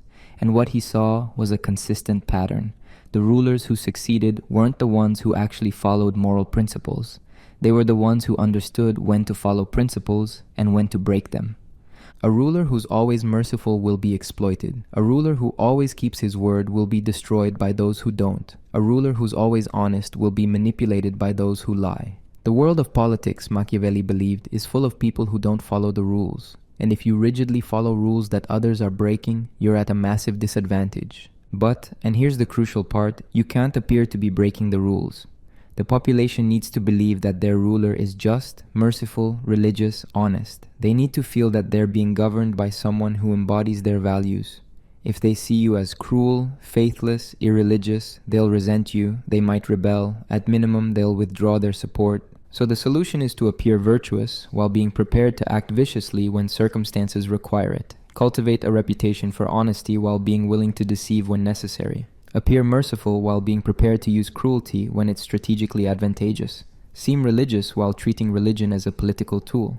This creates a kind of double game. The ruler must be a master of appearances, able to project whatever qualities the situation demands regardless of his actual character. He must be a skilled performer, able to convince people of his virtue, even while acting against virtue. Machiavelli uses the metaphor of the fox and the lion to explain this. A ruler must know how to use both the nature of the beast and the nature of man. The nature of man involves following laws and customs. The nature of the beast involves force and fraud. And because following laws and customs isn't sufficient, because there are always people willing to use force and fraud against you, you need to be able to use the beast's methods too, but you have to be a particular type of beast. The lion can't defend himself against traps. The fox can't defend himself against wolves. So you need to be a fox to recognize traps and a lion to frighten wolves. You need cunning and strength, deception and force, and crucially, you need to be good at hiding your animal nature. You need to appear entirely human, entirely bound by laws and customs and morality, even while being prepared to act like a beast when necessary. Machiavelli illustrates this with his favorite example, Pope Alexander VI. Alexander, he says, never did anything but deceive people, and he always found people to deceive. He was a master of appearances, always appearing sincere, always swearing oaths, always seeming honest, and people believed him even though his actions should have taught them better. He succeeded precisely because he understood that appearances matter more than reality. Now, there's something deeply disturbing about this analysis. Machiavelli seems to be saying that politics is essentially theater, that leadership is about manipulation, that success comes from being a skilled liar rather than a genuinely good person. But look more carefully at what he's actually claiming. He's not saying rulers should be cruel and faithless because cruelty and faithlessness are good in themselves. He's saying that sometimes circumstances require actions that violate conventional morality, and when those moments come, you need to be capable of taking those actions. The problem is that if you develop a reputation for being willing to break your word or use cruelty, people won't trust you even when you're being honest or merciful. Your ability to govern effectively depends on people believing in your virtue. So you need to maintain that belief even while being willing to act against virtue when necessary. This creates a paradox. The most effective ruler is one who is genuinely virtuous most of the time, but capable of vice when circumstances demand it. He keeps his word whenever possible, but breaks it when necessary. He's merciful by default, but cruel when cruelty serves his goals. He appears to be always virtuous, while actually being flexible. Think about what this means for political leadership. A leader can't afford to be transparent about this calculation. He can't say publicly that he follows morality when it's convenient and breaks it when necessary. That would destroy the very thing he needs, the public's belief in his virtue. So there's a necessary gap between public presentation and private calculation. The leader must appear to be simply good while actually being strategically good. He must seem to follow principles while actually following effectiveness. He must project moral certainty while actually maintaining moral flexibility. This is why Machiavelli says that a prince should seem to be all mercy, all faith, all integrity, all humanity, all religion. Not be these things, but seem to be them. And nothing, he says, is more necessary to seem to have than religion, because people judge more by appearances than by reality, and everyone sees what you appear to be, while few experience what you really are. This raises uncomfortable questions about all political leadership. How much of what we see in our leaders is genuine, and how much is performance? When they express moral principles, do they believe them, or are they managing their image? When they make promises, are they committed, or are they calculating whether circumstances might require breaking those promises? Machiavelli would say these are the wrong questions. The right question is whether the leader is effective, whether they're able to maintain stability and protect the state, whether they're serving the common good even if their methods sometimes violate conventional morality. But this creates a problem for citizens, for those being governed. How can you trust a leader if you accept Machiavelli's analysis? How can you take their words at face value if you believe they're primarily concerned with managing appearances? How can you have a functional political community if everyone assumes everyone else is performing rather than genuine? Machiavelli doesn't really answer this. He's writing for the prince, not for the citizens. He's explaining how to rule effectively, not how to be a good citizen in a state ruled by Machiavellian principles. But the implications are clear enough. Most people, most of the time, need to believe in their leader's virtue. They need to take moral appearances at face value. The system works only if the population doesn't fully accept Machiavelli's analysis, only if they continue to judge leaders by their apparent virtue rather than understanding the calculation underneath. This creates a kind of noble lie, a necessary fiction. Leaders must appear virtuous for the system to function. Citizens must believe in that appearance for the society to hold together. And the few people who understand the reality, who see that politics requires appearing virtuous while being strategically flexible, must keep that understanding to themselves or share it only with other sophisticates. This is why The Prince was so scandalous. Machiavelli was making explicit what was supposed to stay implicit. He was writing down the secrets of power, the things that successful rulers understood but didn't discuss publicly. He was pulling back the curtain on political theater and showing the machinery behind it. And once you've seen that machinery, you can't quite unsee it. You start noticing the gap between appearance and reality in all political leaders. You start wondering how much of what you see is genuine and how much is strategic performance. You start asking whether the moral principles leaders espouse are deeply held beliefs or tools for managing public opinion. This is the dangerous knowledge Machiavelli offers. Not a simple instruction to be evil, but an understanding of how appearances function in politics, how reputation and reality diverge, how effective leadership requires managing that divergence skillfully. The question he leaves us with is whether political leadership can survive this understanding becoming widespread. If everyone knows that leaders are performing virtue rather than simply being virtuous, does the performance still work? Or does cynicism about leadership become so deep that political order itself becomes impossible? These aren't just historical questions. They're questions we face every day in our own political lives.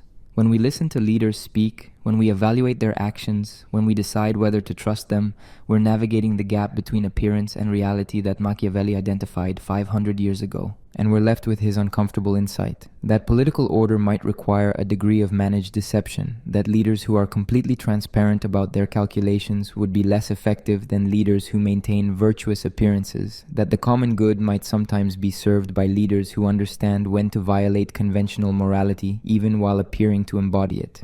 Late in his productive life, Nietzsche had what he described as a revelation, a thought so powerful and so terrifying that it became central to everything he wrote afterward. He called it the eternal return or the eternal recurrence, and he believed it was the heaviest weight anyone could bear. Here's the thought. What if you had to live your exact life again, not just once, but infinitely many times? Every joy, every pain, every boring moment, every triumph, every humiliation, all of it repeating eternally in exactly the same sequence. Nothing changed, nothing improved, just the same life over and over forever. How would you feel about that? Would you curse the demon who told you this? Or would you fall to your knees and thank them for revealing the greatest gift? Nietzsche thought that your answer to this question reveals everything about whether you truly affirm life or secretly want to escape it. If the thought of eternal return fills you with horror, if you desperately want your life to be different, if you can't bear the idea of repeating everything exactly as it happened, then you're life-denying. You're saying no to existence. But if you can will the eternal return, if you can say yes to living your exact life infinitely many times, if you can embrace every moment so completely that you choose it again and again, then you're life-affirming. You're saying yes to existence. This is the test Nietzsche proposes. And it's a brutally honest test because you can't fool yourself. You might say you love life, but would you will its eternal return? Would you choose to live through your worst moments infinitely? Would you embrace your mistakes, your suffering, your embarrassments, your losses, not just accept them, but actively choose them again and again? Most people, Nietzsche thinks, would fail this test. Most people would recoil from the eternal return. They'd want their lives to be different, better, more successful, less painful.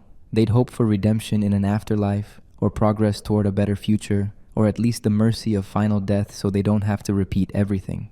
This is what Nietzsche means when he says most morality is life-denying. It teaches you to judge your life, to wish it were different, to see existence as something that needs to be redeemed or transcended. It prevents you from fully affirming the life you're actually living. Christianity explicitly does this. It tells you this life is a trial, a test, a fallen state you need to escape.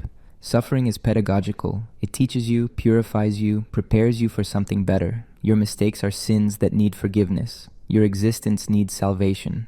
Of course, you wouldn't will the eternal return of a life that's meant to be transcended. But secular thinking often does the same thing more subtly. It tells you to work toward a better future, to regret your past, to wish you'd made different choices, to see your current state as not good enough. It prevents you from fully embracing existence as it is. The eternal return challenges all of this. It asks, can you love your fate so completely that you'd will every moment of it eternally? Can you affirm existence without needing it to be different or better? Can you say yes to life exactly as it is, exactly as it was, exactly as it will be? Now, there's a question about whether Nietzsche literally believed in eternal return as a cosmological doctrine. Some of his notes suggest he thought it might be physically true, that in an infinite universe with finite possible states, everything must eventually repeat.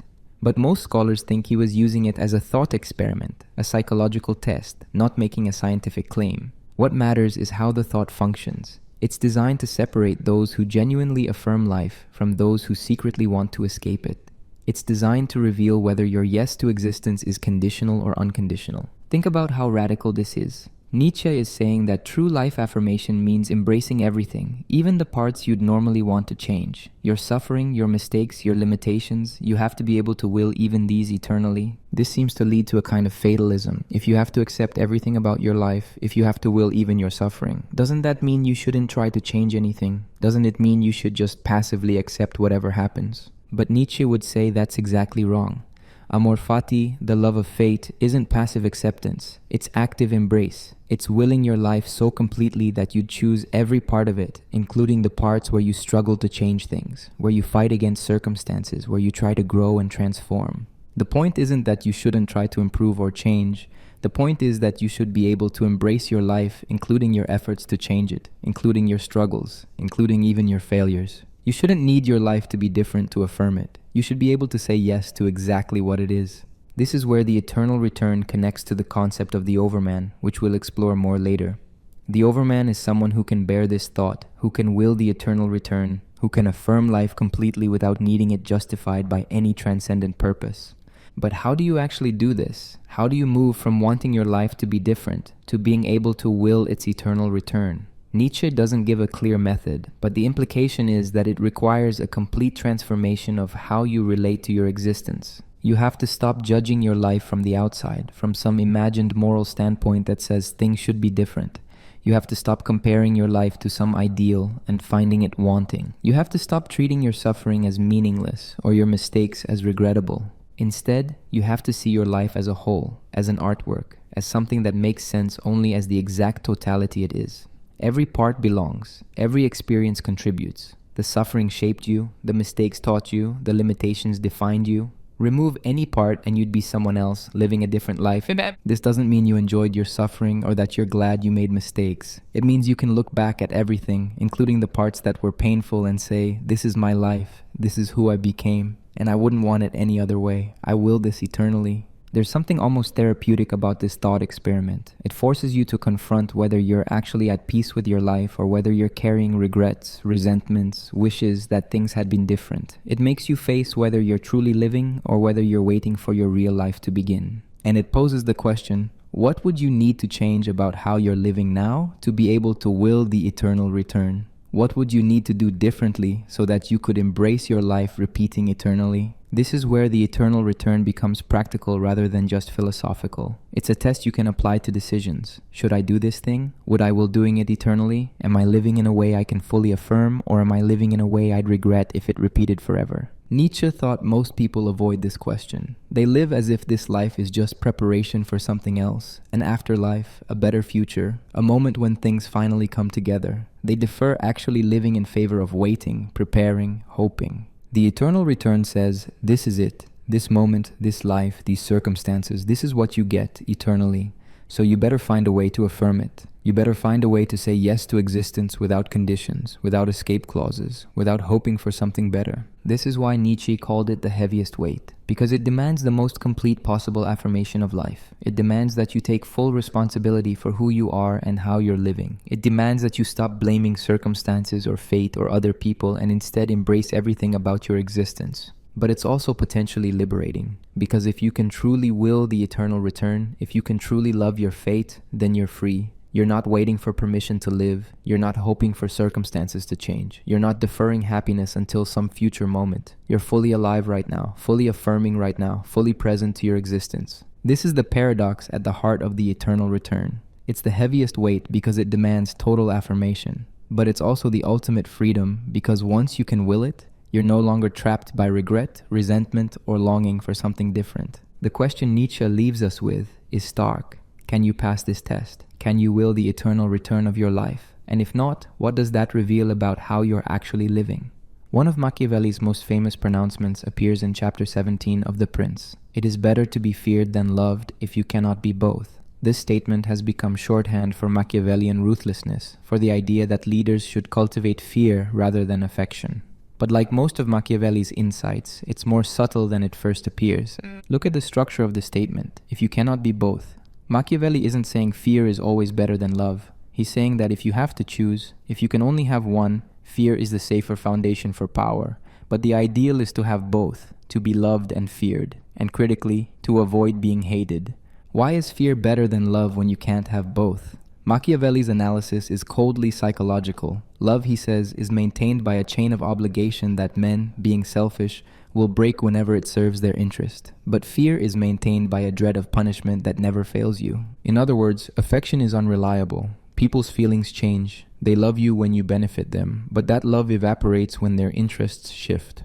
Fear, on the other hand, is constant. As long as you maintain the capacity to punish, as long as people believe you'll actually use that capacity, they'll behave. This sounds cynical, but think about whether it's actually wrong. How many times have you seen people who were loved as leaders lose that love when circumstances changed? How many times have you seen affection fail to prevent betrayal?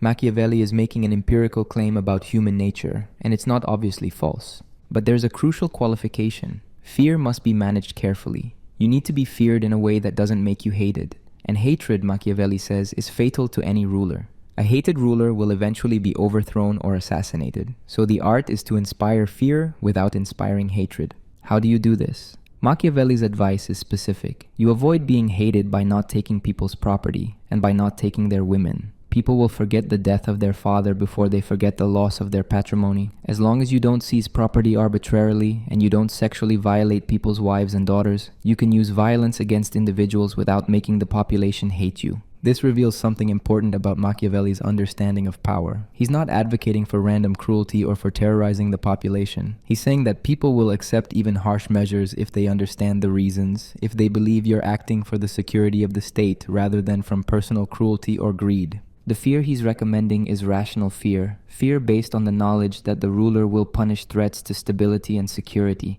It's not the terror of an unpredictable tyrant who might harm anyone at any time. It's the calculated concern of subjects who know that if they threaten the state, they'll face consequences. Think about the difference. A ruler who's loved can be betrayed when circumstances change, when someone offers a better deal, when personal interest conflicts with loyalty. But a ruler who's properly feared won't be betrayed even when people don't like him because they understand the costs of betrayal. This doesn't mean you should try to be feared rather than loved if you can have both. Machiavelli is clear that the ideal ruler is both loved by his people and feared by potential threats. The population should feel affection and gratitude toward him. Enemies and rebels should fear what will happen if they act against him. But when you can't maintain both, when circumstances force you to choose, fear is the more reliable basis for power. Because fear derives from your capacity to act, which you control, while love derives from others' feelings, which you don't fully control. There's also a question about what kind of fear. Machiavelli distinguishes between being feared and being hated. The key is that fear should be based on respect for your power and your willingness to use it, not on random cruelty or unpredictability. A ruler who's feared correctly is one that people believe will act decisively against threats to order. They don't love him necessarily, but they respect his strength and they understand that he'll maintain stability. This creates a kind of deterrence. Potential rebels don't act because they know they'll be crushed. But a ruler who's hated is one that people experience as arbitrary, cruel, motivated by personal malice rather than political necessity. They feel personally threatened even when they're not doing anything wrong. This creates not deterrence, but desperate resistance. People rebel not because they think they'll succeed, but because they feel they have no choice. Machiavelli illustrates this with historical examples. Hannibal, the Carthaginian general, kept his army unified through fear even when leading foreign mercenaries through difficult campaigns. His inhumane cruelty, as ancient historians called it, made his soldiers fear him more than they feared the enemy. This was effective. He maintained discipline and loyalty in circumstances where most commanders would have faced mutiny.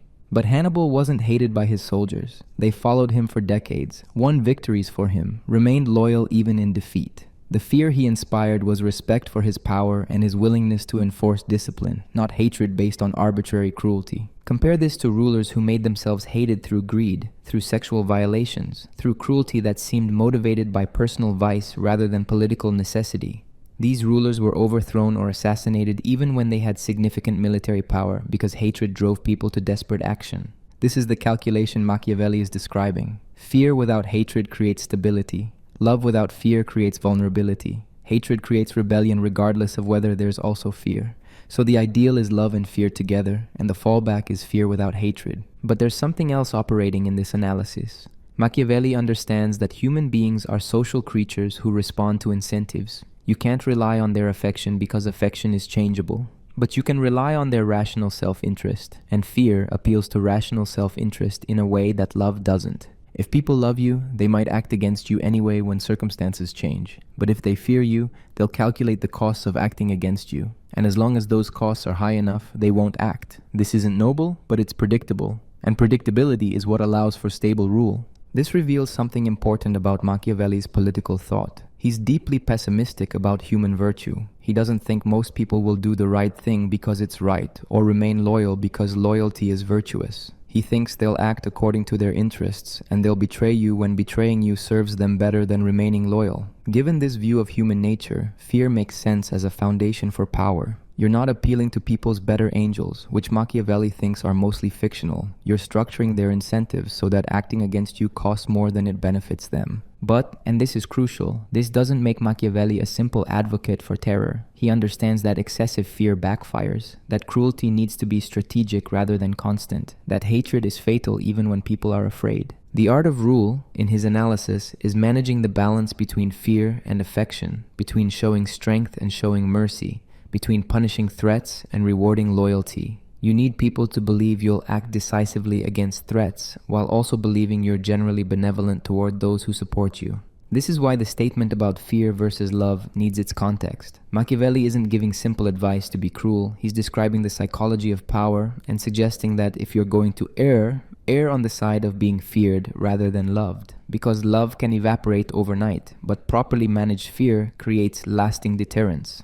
The question this poses for any leader is how to calibrate this balance. How much fear is necessary to prevent betrayal? How much affection is possible without creating vulnerability? How do you show strength without generating hatred? How do you maintain order without becoming hated? These aren't easy questions, and Machiavelli doesn't pretend they have simple answers. What he does is force us to think about power realistically, to understand that leadership involves managing psychology and incentives, not just following moral principles. And he leaves us with an uncomfortable insight, that stable political order might require a degree of fear, that leaders who are only loved are vulnerable, that the maintenance of peace sometimes requires the threat of violence against those who would disturb it. No concept from Nietzsche has been more distorted than the Übermensch, usually translated as Overman or Superman. The Nazis conscripted it for their racial ideology. Popular culture turned it into a comic book superhero, and countless people have used it to justify their own sense of superiority without understanding what Nietzsche actually meant. So what did Nietzsche actually mean? The Übermensch appears most prominently in Thus Spoke Zarathustra, Nietzsche's most literary and least literal work. And the first thing to understand is that the Übermensch is not a biological category. It's not about race or genetics or physical superiority. It's about a psychological and spiritual transformation. Nietzsche introduces the concept in the context of the death of God. Humanity has been defined by its relationship to something beyond itself, to God, to transcendent truth, to eternal values. But if God is dead, if transcendent values have collapsed, what becomes of humanity? Do we drift into nihilism? Do we become the last man, comfortable and meaningless? Or could we become something new, something that has never existed before? Could we become the creators of meaning rather than its receivers? Could we become the ones who give value to existence rather than discovering values that already exist? This is what the Übermensch represents, a human type that can create meaning in a meaningless universe. The Übermensch is someone who can bear the death of God, who can create values without appealing to any transcendent authority, who can affirm life completely, even while understanding it has no inherent purpose. The Übermensch says yes to existence without needing it justified by anything beyond itself. This is not about becoming a biological superior. It's about a transformation in how you relate to meaning and value. It's about taking full responsibility for creating the values you live by, about affirming life in all its cruelty and beauty, about being so strong psychologically that you don't need the crutch of imagined transcendent truths. Nietzsche says that humanity is a rope stretched between animal and Übermensch over an abyss. We're not the end point of evolution. We're a transition, a bridge, something that must be overcome. The question is whether we'll take the risk of trying to cross that rope or whether we'll fall back into comfortable mediocrity. Most people, he thinks, will choose comfort. They'll become the last man, the human type that has eliminated all danger and greatness in favor of small pleasures and complete safety. The last man blinks and says, "We have invented happiness." He has his little pleasures, his entertainment, his equality, his health. And he's completely meaningless. The Übermensch is the alternative, but achieving it requires taking enormous risks. It requires giving up the security of received values. It requires facing the abyss of meaninglessness and creating meaning on the other side. It requires psychological strength that most people don't have and can't develop. This is why Nietzsche says the Übermensch is something humanity must become, not something anyone currently is. He's not describing existing people or claiming to be the Übermensch himself. He's describing a possibility, something that might emerge from humanity if we have the courage to attempt the transformation. What would this actually look like? Nietzsche gives hints rather than a clear description. The Übermensch would be someone who can will the eternal return, who can love fate completely, who can create values that affirm life rather than deny it. Someone who's moved beyond the slave morality of resentment and the master morality of thoughtless affirmation to something new.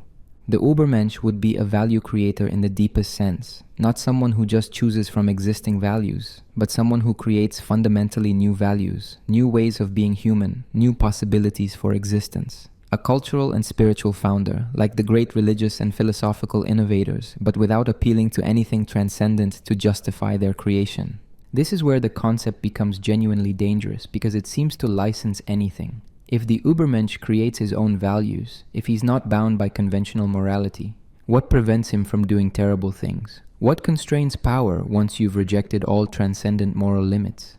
Nietzsche's answer seems to be that the Übermensch would create life-affirming values, would say yes to existence, would affirm rather than deny. But this doesn't really answer the question. One person's life affirmation might be another person's destruction. Creating values that serve your own flourishing might mean crushing others. This is why the concept was so easily distorted into justifications for domination and violence. If superior individuals create their own values, if they're beyond good and evil, if they're not bound by herd morality, doesn't that mean they can do whatever they want to inferior individuals? But Nietzsche would say this gets it exactly backward.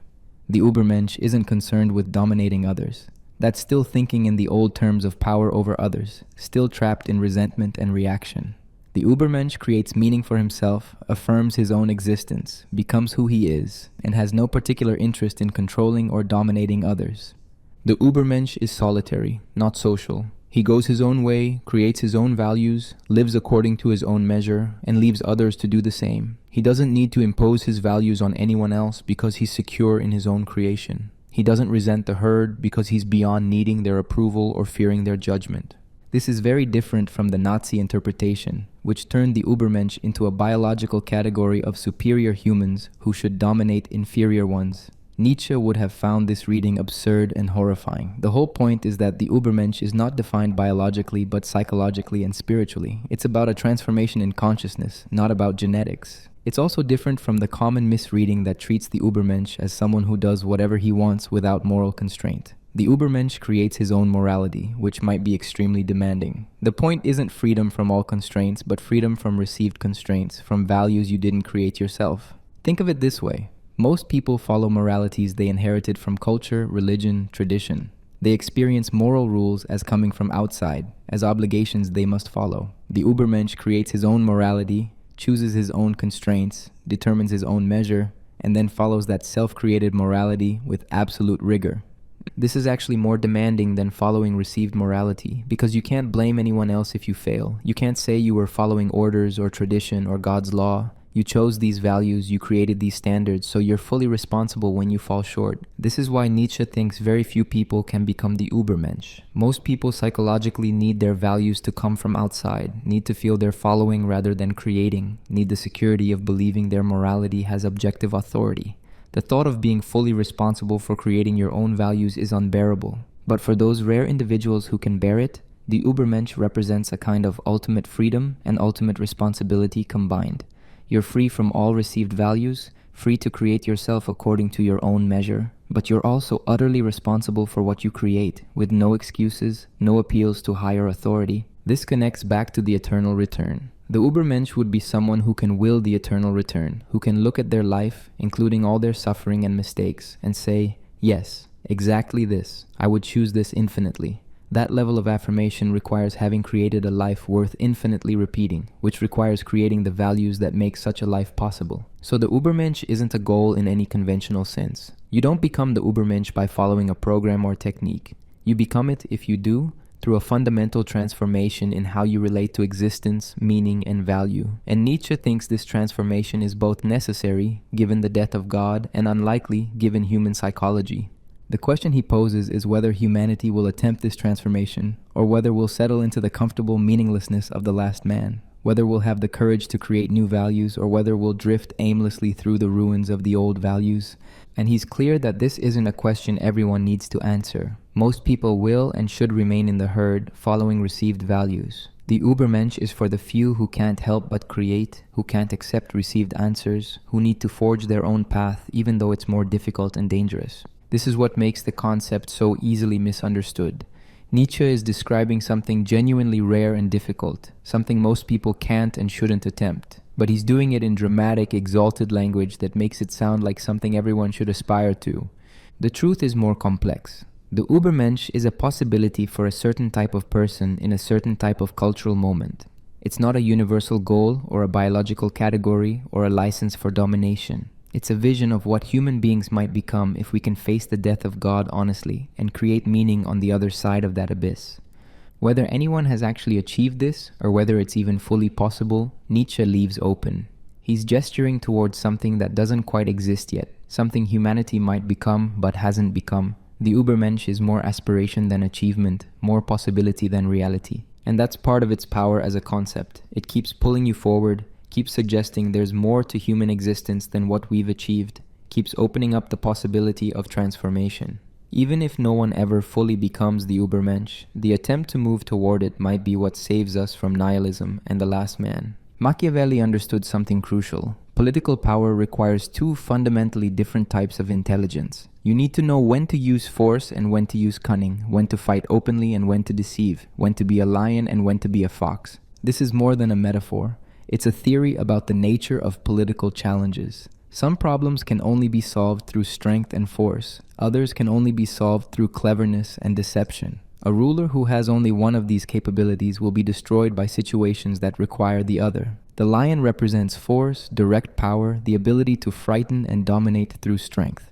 But the lion, Machiavelli says, cannot defend himself against traps. He's too straightforward, too committed to open combat. Someone who relies only on force can be manipulated by someone more clever. The fox represents cunning, the ability to recognize traps, to use deception, to maneuver around opponents rather than confronting them directly. But the fox cannot defend himself against wolves. He doesn't have the strength for direct confrontation. Someone who relies only on cleverness will eventually face an enemy who can't be outwitted and must be fought. So a successful ruler must be both. He must recognize which situations call for which approach. When he faces a direct threat to his power, he must be a lion, using force decisively to crush the threat. When he faces a political trap or a situation where force won't work, he must be a fox, using cunning to outmaneuver his opponents. This might seem straightforward, but it's actually profoundly difficult.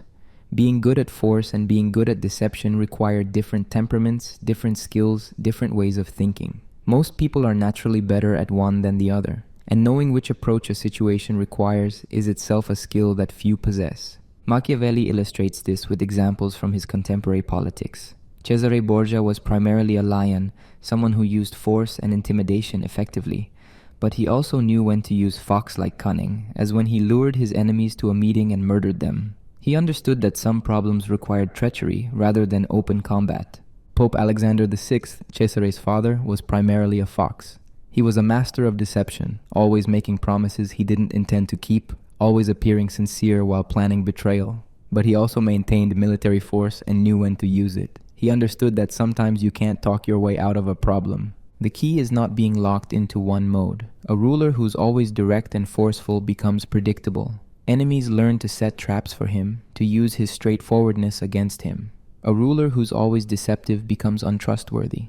Eventually, people stop believing anything he says, which destroys the effectiveness of deception. Think about what this means in practice. When should you use force? When the situation is clear, when you have superior strength, when delay works against you, when you need to demonstrate resolve. Direct action in these circumstances shows strength and creates deterrence. But when should you use cunning? When you're weaker than your opponent, when you need to buy time, when direct confrontation would be costly, when you can achieve your goal through misdirection rather than force. Deception in these circumstances preserves resources and maintains flexibility. The difficulty is that these approaches seem almost contradictory.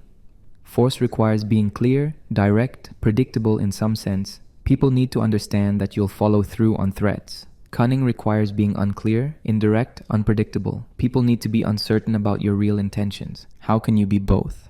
Machiavelli's answer is that you must be both sequentially, deploying each when the situation demands it. And crucially, you need to understand which approach a given situation requires. This is the real skill.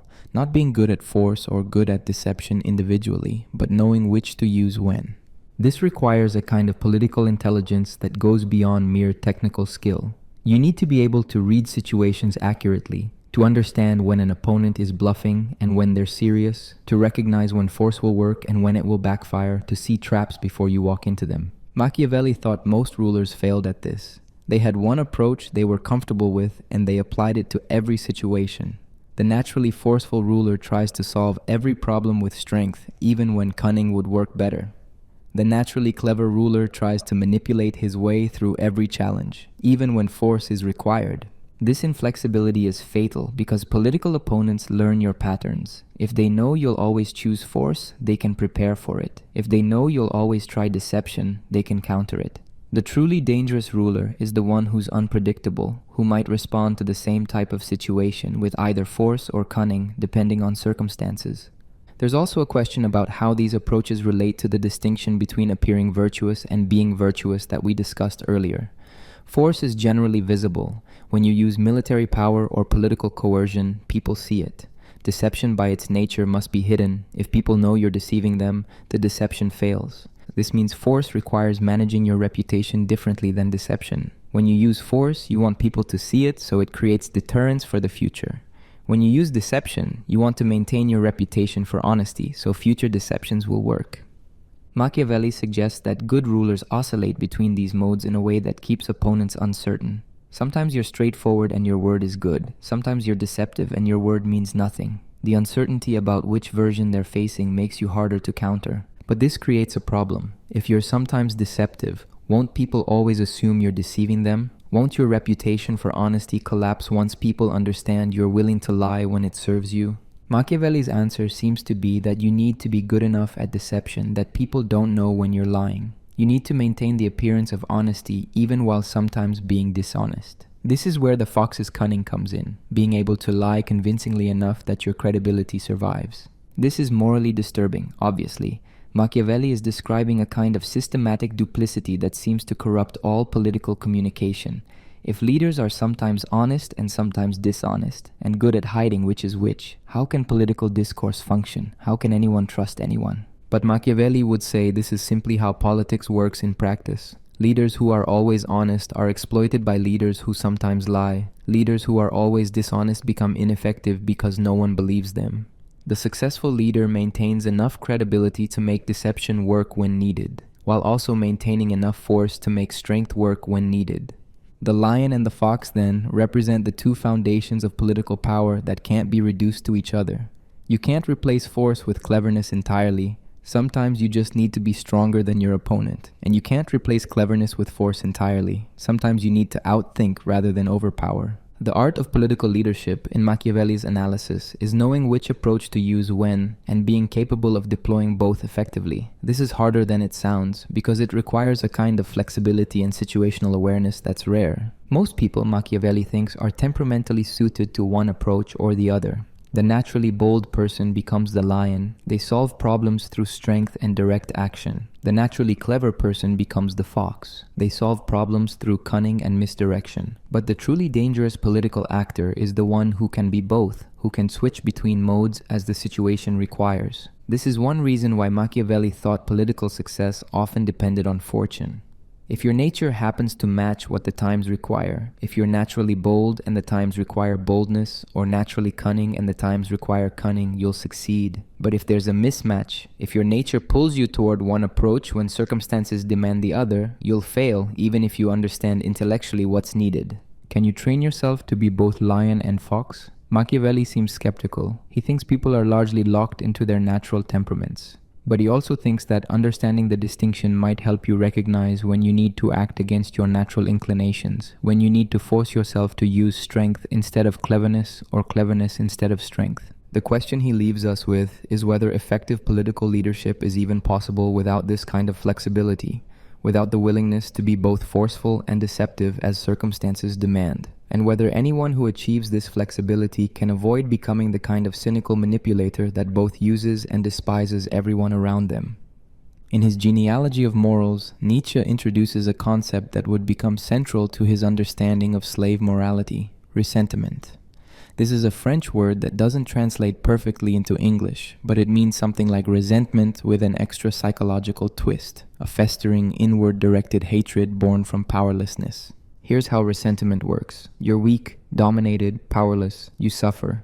But you can't do anything about your suffering directly. You can't overcome your oppressors through force. You can't change your circumstances. So your hatred and pain turn inward, become toxic, begin to poison your entire psychology. But humans can't live with just suffering and powerlessness. We need to make sense of our situation, to give it meaning. So the person trapped in resentment creates a narrative that inverts reality. The powerful aren't strong, they're evil. The weak aren't powerless, they're morally superior. Suffering isn't degrading, it's ennobling. Submission isn't weakness, it's virtue. This is the psychological mechanism that creates slave morality. It's not a simple response to oppression. It's a creative revaluation driven by resentment, by the need to turn powerlessness into a kind of victory.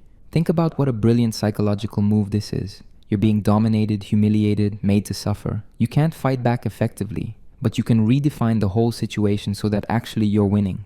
Your oppressor might have power, but you have moral superiority. He might be strong, but you're good. He might dominate you physically, but you dominate him morally. This inversion allows you to bear unbearable circumstances. It gives meaning to suffering. It provides a sense of superiority even in the midst of subjection. It's a psychological survival mechanism, and it's remarkably effective. But Nietzsche thinks it's also poisonous, both to the person experiencing it and to the culture it creates. Because resentment isn't a healthy response to oppression. It's not genuine strength or wisdom. It's just powerlessness that's learned to call itself virtue. The person trapped in resentment doesn't actually overcome their suffering. They just reinterpret it. They tell themselves they're choosing submission when really submission is being forced on them. They tell themselves they're morally superior when really they're just weak. They tell themselves their oppressor is evil when really they're just resentful of his power. This creates a psychology that's fundamentally reactive. The person in resentment can't create values independently. All their values are defined in opposition to the powerful. Good is whatever the powerful aren't. Evil is whatever the powerful are. Their entire value system is parasitic on the values of those they resent. Nietzsche contrasts this with the active morality of the nobles, who created values by looking at themselves. They said, "We are good and everything like us is good." This was active, creative, self-affirming. Slave morality says, "They are evil and everything unlike them is good." This is reactive, parasitic, other-directed. But here's what makes resentment so dangerous in Nietzsche's view: it spreads. It doesn't stay contained in the oppressed. Through Christianity and democratic ideology, it becomes the dominant morality of entire civilizations. Even the powerful start to internalize slave morality, start to feel guilty about their power, start to believe that suffering and humility are morally superior to strength and pride. This is how the slaves achieved their revenge, not through direct confrontation or revolution, but through spreading resentment as a value system until even the masters believe it, until everyone feels guilty about strength and superiority, until the very idea of ranking humans, of acknowledging differences, becomes morally suspect. Think about modern moral intuitions. We feel that suffering makes someone morally important. We feel that the oppressed have special moral insight. We feel suspicious of power and strength. We feel that equality is a fundamental value and hierarchy is problematic.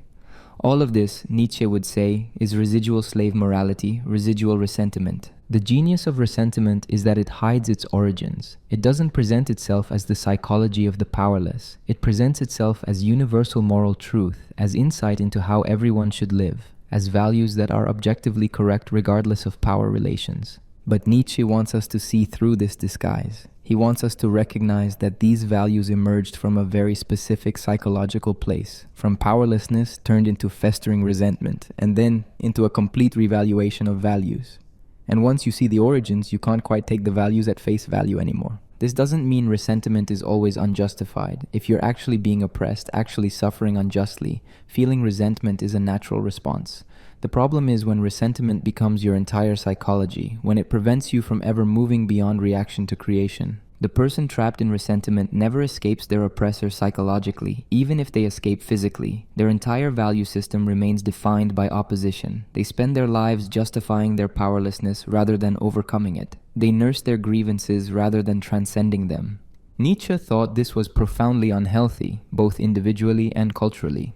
It creates people whose whole identity is built around having been wronged, around moral superiority derived from suffering, around resentment dressed up as virtue. And it creates a culture that valorizes victimhood, that treats suffering as conferring moral authority, that makes strength and health seem suspect. This is one of Nietzsche's most controversial claims, because it seems to dismiss the legitimate grievances of the oppressed. If someone is actually being treated unjustly, isn't their resentment justified? Isn't their demand for equality morally right? But Nietzsche would say, you're missing the point. He's not making moral judgments about whether specific instances of oppression are justified. He's doing psychological analysis of how prolonged powerlessness affects consciousness and value creation, and he's suggesting that resentment, however it originates, is ultimately self-destructive. The healthy response to oppression, in Nietzsche's view, would be to overcome it actively, to build power, to change circumstances, to create new values from a position of strength. The unhealthy response is to marinate in resentment, to build your entire identity around having been wronged, to turn your powerlessness into a perverse kind of moral victory. This is harsh medicine, and it's easy to see why it's been controversial. It seems to blame victims for their victimization, to treat legitimate anger at injustice as psychological pathology. But Nietzsche's point is more subtle. He's not saying injustice is good or that people shouldn't resist it. He's saying that resentment is a particular psychological response to powerlessness that, while understandable, ultimately imprisons rather than frees. Think about people you've known who define themselves entirely through past wrongs done to them, who nurse grievances for decades, who make their victimization the center of their identity, who can't move forward because they're psychologically trapped in reaction to what was done to them. This is resentment in action, and Nietzsche thinks modern culture, shaped by Christian and democratic values, has systematized this psychology. We've made victimhood honorable. We've made suffering a source of moral authority. We've made resentment against the powerful into a virtue. The alternative Nietzsche proposes is active forgetting, moving beyond past wrongs, not by claiming they didn't matter, but by refusing to let them define you. This is incredibly hard, maybe impossible for most people. But it's the only way out of the prison of resentment. Because as long as your values are defined in opposition to those you resent, you're still psychologically enslaved to them. You haven't created anything new. You've just inverted what already existed. Real freedom would mean creating values that don't depend on opposition, that arise from your own power and affirmation, rather than from reaction against others. This connects to Nietzsche's broader project. He wants humanity to move beyond slave morality, not back to master morality, but forward to something new. Something that's neither the thoughtless affirmation of the nobles nor the resentful reaction of the slaves. Something active, creative, life-affirming but conscious and deliberate rather than naive. But this requires overcoming resentment, which might be the hardest psychological task there is. Because resentment provides meaning, provides a sense of moral superiority, provides psychological comfort even while it imprisons. Giving it up means facing the world without these comforts, without the easy meaning that comes from nursing grievances. The question Nietzsche poses is whether we're strong enough to do this, whether we can create values that aren't rooted in resentment, whether we can affirm life without needing to define ourselves against others, and he's skeptical that most people can. In chapter 18 of The Prince, Machiavelli makes one of his most scandalous claims. A wise prince cannot and should not keep his word when doing so would be against his interest, and when the reasons that made him promise no longer exist. Moreover, if men were all good, this teaching would be bad. But because they are wicked and do not keep faith with you, you likewise need not keep it with them. This is Machiavellian thinking at its most brutal. He's saying explicitly that princes should break their promises when it's advantageous to do so, and he's providing a justification. Since other people break their promises, you'd be a fool to always keep yours. Let's unpack this carefully, because it's more subtle than simple advocacy for lying and promise breaking. Machiavelli is making several distinct claims. First, he's making an empirical observation. In political life, people don't actually keep their promises when those promises become disadvantageous. This isn't cynicism, it's realism based on observation. Alliances shift, commitments are abandoned, oaths are violated.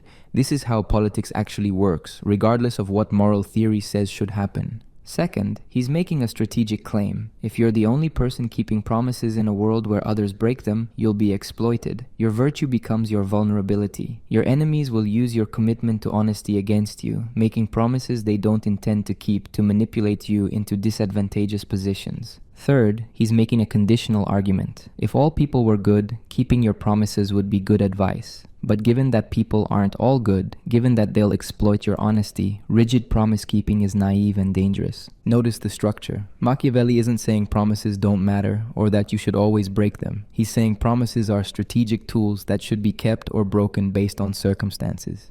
This is a profoundly instrumental view of commitment. But there's a crucial qualification. You can't break promises indiscriminately. Remember, Machiavelli has emphasized the importance of appearing virtuous. If you get a reputation as someone who never keeps their word, your promises become worthless. No one will believe you, no one will make agreements with you, you lose all credibility. So the art is to keep enough promises to maintain credibility, while breaking promises when the strategic benefit is worth the reputational cost. And critically, when you break promises, you need to do it in a way that maintains your reputation for honesty with most people. How do you do this? Machiavelli gives specific advice. You need good reasons, or at least reasons that appear good to others. You need circumstances that justify your actions to neutral observers. You need to be able to present the promise breaking as forced by necessity rather than chosen by preference. Think about what this means in practice. A prince makes an alliance with another state. Circumstances change and the alliance no longer serves his interests. He can't just openly break the alliance because that would make him appear faithless. But if he can find or create a justification, the other state violated terms, or circumstances have fundamentally changed, or honoring the alliance would harm his subjects, then he can break it while maintaining that he's actually the wronged party. This is manipulation at a high level. You're not just breaking promises. You're managing the narrative around promise breaking so that your reputation for honesty survives or even improves. You're making yourself appear as the victim rather than the betrayer. Machiavelli illustrates this with Pope Alexander VI, who never did anything but deceive people, yet always found people willing to believe him because he was good at constructing justifications.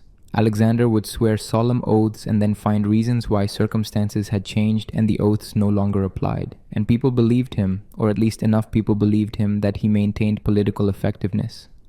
This raises profound questions about political trust and commitment. If everyone understands that promises are merely strategic and will be broken when convenient, how can political agreements function at all? Why would anyone make deals or alliances if they assume the other party will betray them at the first opportunity? Machiavelli's answer seems to be that most people don't think this way. Most people want to believe promises matter, want to trust that agreements will be honored, want to think political actors are bound by their commitments. So even in a world where sophisticated actors understand that promises are instrumental, there are enough naive actors to make deception work. This creates a two-tier system. Sophisticated political actors understand that promises are tools to be used strategically. They keep promises when it serves them and break promises when necessary, while maintaining the appearance of being bound by their word. Naive actors believe promises are binding commitments that create real obligations. The sophisticated actors can exploit the naive ones precisely because of this difference in understanding. They make promises knowing they might break them, while the naive actors make promises believing they're truly binding. The sophisticated actors gain all the strategic flexibility, while the naive actors constrain themselves. But there's a problem. If this understanding becomes too widespread, if everyone recognizes that promises are merely strategic, the whole system breaks down. Promises lose all value because no one believes them. Political agreements become impossible because there's no trust. Machiavelli seems to assume a world where enough people remain naive, where enough people continue to believe in the binding force of promises to make strategic promise breaking effective. But what happens in a fully Machiavellian world where everyone understands these dynamics? This is a version of the problem we saw before. Once Machiavelli makes explicit how power actually works, once he writes down the secrets, what happens to the system he's describing? Does making it explicit change it? There's also a question about what this means for Machiavelli's own promises and commitments. When he writes The Prince and offers his services to the Medici, should they believe him? Or should they assume he's being strategic, that his loyalty is conditional, that he'll betray them if circumstances make it advantageous? Machiavelli doesn't address this directly, but the implication is clear. Political actors should always assume others might betray them. Trust should be strategic rather than absolute. You should make agreements based on whether they align with the other party's interests, not based on their promises or commitments. This is a deeply cynical view of political relations, but it's not obviously false. How many alliances between states last beyond the point where they serve both parties' interests? How many political promises are kept once circumstances change fundamentally? Machiavelli is describing patterns that still characterize international relations and political competition. But there's a cost to this worldview. If everyone approaches commitments instrumentally, if no one trusts anyone, if every promise is assumed to be strategic rather than binding, political life becomes exhausting and paranoid. You can never rely on anyone. Every agreement might be betrayed, every alliance might dissolve. Machiavelli would probably say that's just reality, that the cost of pretending commitments are more binding than they actually are is exploitation by those who understand the truth. Better to face reality cynically than to be naive and vulnerable. But there's another possibility. Maybe trust and commitment, even when not perfectly reliable, serve important functions in making political cooperation possible. Maybe a world where everyone followed Machiavelli's advice would be worse than a world where many people irrationally honor commitments, even when it's not in their immediate interest. This is the paradox of Machiavellian advice. It might be individually rational, but collectively destructive. Each person is better off following it if others don't. But if everyone follows it, everyone is worse off than if everyone followed conventional morality. Machiavelli doesn't seem to worry about this. He's writing for the prince, telling him how to succeed individually. He's not worried about what happens if his advice becomes universal. But we should worry about it. Because we live in a world where Machiavellian thinking has become widespread, where many political actors approach commitments instrumentally, where cynicism about promises is common, and it's not clear this has made political life better or more stable. The question Machiavelli leaves us with is whether we can have stable political order when everyone understands that promises are strategic rather than binding. Whether trust can survive the recognition that it's often exploited. Whether commitment means anything when everyone knows it's conditional. These aren't academic questions. They're questions we face every time we evaluate political leaders, every time we try to make agreements in conditions of uncertainty, every time we have to decide whether to trust someone who might betray us. Machiavelli forces us to confront the gap between how we say political commitments should work and how they actually work in practice. And once you've seen that gap, you can't quite close it again. In his first book, The Birth of Tragedy, the young Nietzsche introduced the distinction that would shape all his later thinking. The opposition between the Dionysian and the Apollonian. These weren't just aesthetic categories. They were fundamental drives in human nature, two ways of relating to existence that pull in opposite directions. The Apollonian, named for the Greek god Apollo, represents order, rationality, clarity, individuation, form. It's the drive to make things distinct, to impose structure on chaos, to create beautiful forms that last. The Apollonian creates boundaries between things, makes the world comprehensible, gives us the illusion of control and permanence. The Dionysian, named for the god Dionysus, represents chaos, intoxication, ecstasy, dissolution, becoming. It's the drive to break down boundaries, to lose yourself in something larger, to embrace the flowing, changing, irrational aspects of existence. The Dionysian dissolves individuation, makes you feel connected to primal forces, reveals the terrifying but exhilarating flux underlying apparent stability. Nietzsche thought Greek tragedy succeeded because it combined both drives. The structure and form of tragedy were Apollonian, the meter, the dialogue, the dramatic unity. But the content and the chorus were Dionysian, depicting primal passions, dissolving ordinary consciousness, confronting the audience with fundamental chaos. This combination, Nietzsche argued, made Greek tragedy the highest art form ever achieved.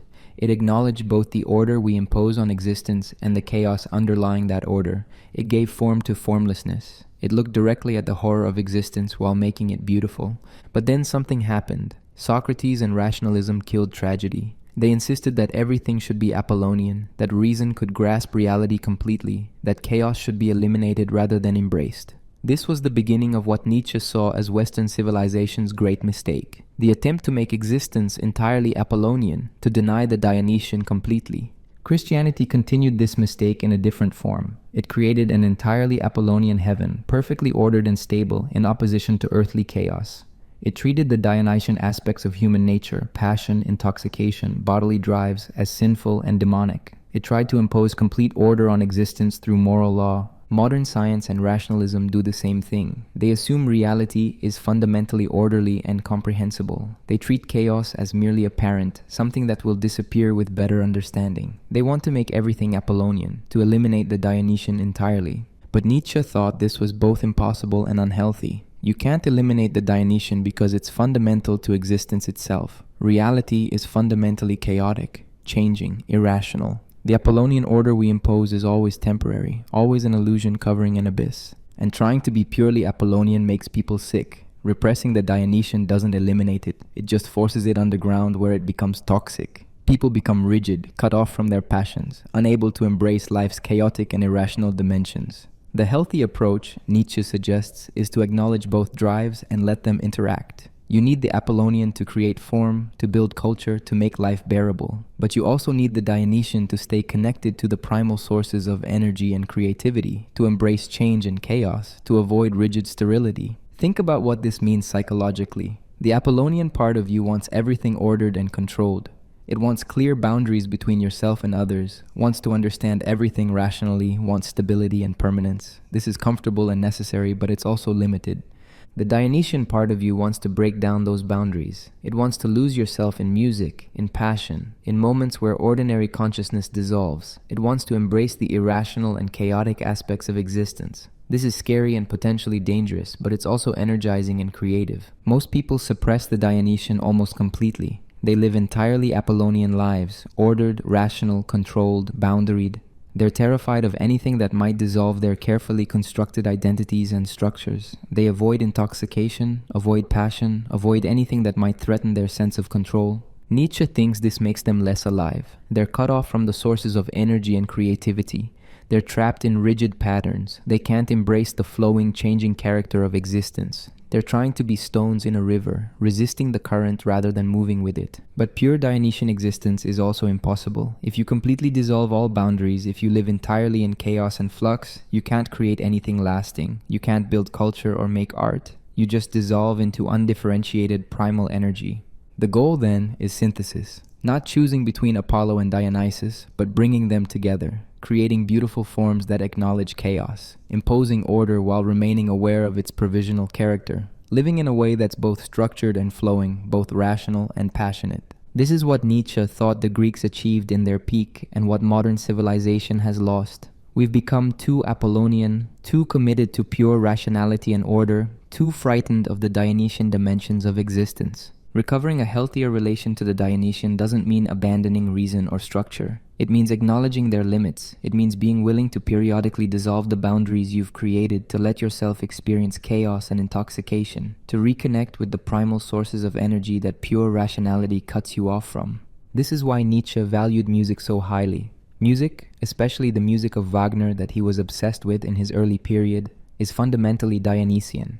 It dissolves ordinary consciousness, creates states of intoxication, breaks down the boundaries of individuation. But great music also has Apollonian form. It's structured chaos, ordered intoxication. This is also why Nietzsche was so critical of Socratic rationalism and Christian morality. Both try to eliminate the Dionysian. Both treat the chaotic, passionate, irrational aspects of human nature as problems to be solved rather than as fundamental drives to be acknowledged and integrated. But you can't solve the Dionysian. You can only repress it, which makes it toxic, or integrate it, which makes you whole. And modern civilization, in Nietzsche's view, has chosen repression over integration. The cost is enormous. We've created a culture that's rigid, cut off from primal sources of energy, unable to embrace life's chaotic and irrational dimensions. We've made people who are controlled but lifeless, rational but exhausted, ordered but uncreative. Nietzsche wanted a revaluation that would bring the Dionysian back into balance with the Apollonian. Not a return to pure chaos, but a recognition that chaos is fundamental, that order is imposed rather than discovered, that embracing the Dionysian is necessary for genuine vitality and creativity. This connects to his later thinking in important ways. The will to power is partly Dionysian. It's about energy, growth, expansion, overcoming. The overman would be someone who can integrate both drives successfully. Amor fati, the love of fate, requires embracing the chaotic and irrational aspects of existence along with the ordered ones. But we're getting ahead of ourselves. For now, the key insight is that Nietzsche saw human nature as fundamentally divided between order and chaos, rationality and intoxication, form and formlessness, and he thought healthy individuals and healthy cultures need both. The question he poses is whether modern civilization can recover the Dionysian without collapsing into chaos. Whether we can become less rigidly Apollonian without losing the ability to create and maintain culture. Whether we can embrace the flowing, changing, irrational aspects of existence while still imposing enough order to make life bearable. These aren't easy questions. The Apollonian is comfortable, safe, comprehensible. The Dionysian is terrifying, dangerous, potentially destructive. Most people prefer safety to vitality, prefer control to energy, prefer the exhausted peace of pure rationality to the turbulent creativity of integrating both drives. But Nietzsche believed this preference is killing us slowly, making us less alive even while making us more comfortable. And he spent his life trying to recover what we've lost, to bring the Dionysian back into balance with the Apollonian, to create a culture that can embrace both order and chaos. There's an aspect of Machiavelli's thinking that's even more disturbing than his advice about cruelty and deception. It's how he views the people, the population, the masses of subjects who are governed. For Machiavelli, the people are not citizens with rights or individuals with dignity. They're material to be shaped, forces to be managed, objects of statecraft rather than subjects with their own inherent worth. This comes through most clearly when he discusses how rulers should handle popular opinion and sentiment. The people, Machiavelli says, judge by appearances and outcomes. They don't have access to the inner workings of power. They see results and make judgments based on what's visible. This means, from a ruler's perspective, that popular opinion is something to be managed rather than respected. The people are easily fooled, easily manipulated, easily controlled if you understand their psychology. They respond to spectacle, to shows of strength, to the appearance of virtue. Give them these things and they'll support you, regardless of what you're actually doing behind the scenes. Machiavelli illustrates this with examples of rulers who maintained popular support while doing terrible things. The key was providing benefits to the population, order, security, prosperity, while directing cruelty only at specific targets. As long as most people feel safe and relatively comfortable, they'll accept even harsh measures against minorities or dissidents. This is a profoundly manipulative view of political rule. The population isn't consulted about fundamental decisions. They're not treated as having insight or wisdom that rulers should respect. They're treated as forces to be managed, as material that will support or oppose you based on how skillfully you manage their perceptions and interests. Notice how different this is from democratic theory, which assumes the people have wisdom, that their voices should be heard, that rulers are accountable to them. Machiavelli occasionally pays lip service to popular wisdom. He notes that a wise prince should consult the people on some matters, but the underlying attitude is one of manipulation rather than respect. The people are characterized as fickle, unreliable, easily swayed by appearances. They love you when you benefit them, but turn on you when circumstances change. They judge by results rather than intentions. They want security and prosperity, but don't understand what's required to provide these goods. This creates a particular kind of relationship between ruler and ruled. The ruler's job is to understand the people's psychology well enough to control them, to know what they want and provide it, or at least appear to provide it, to understand their fears and either address them or manipulate them, to recognize their needs and meet enough of them to maintain support. But this is entirely instrumental. The ruler isn't serving the people out of moral obligation or democratic accountability. He's managing them to maintain his power and achieve his goals. If keeping them happy serves his interests, he keeps them happy. If harsh measures serve his interests, he uses harsh measures as long as he can avoid popular rebellion. Machiavelli is particularly cynical about popular judgment. He notes that the people praise leaders when things go well and blame them when things go badly, regardless of whether the leader was actually responsible. They're reactive, short-sighted, unable to understand complex causation. So a wise leader manages circumstances to make outcomes appear favorable, regardless of what's actually happening behind the scenes. This means the ruler must be skilled at propaganda, at spectacle, at managing narratives. He must understand how to present his actions in ways that maintain popular support.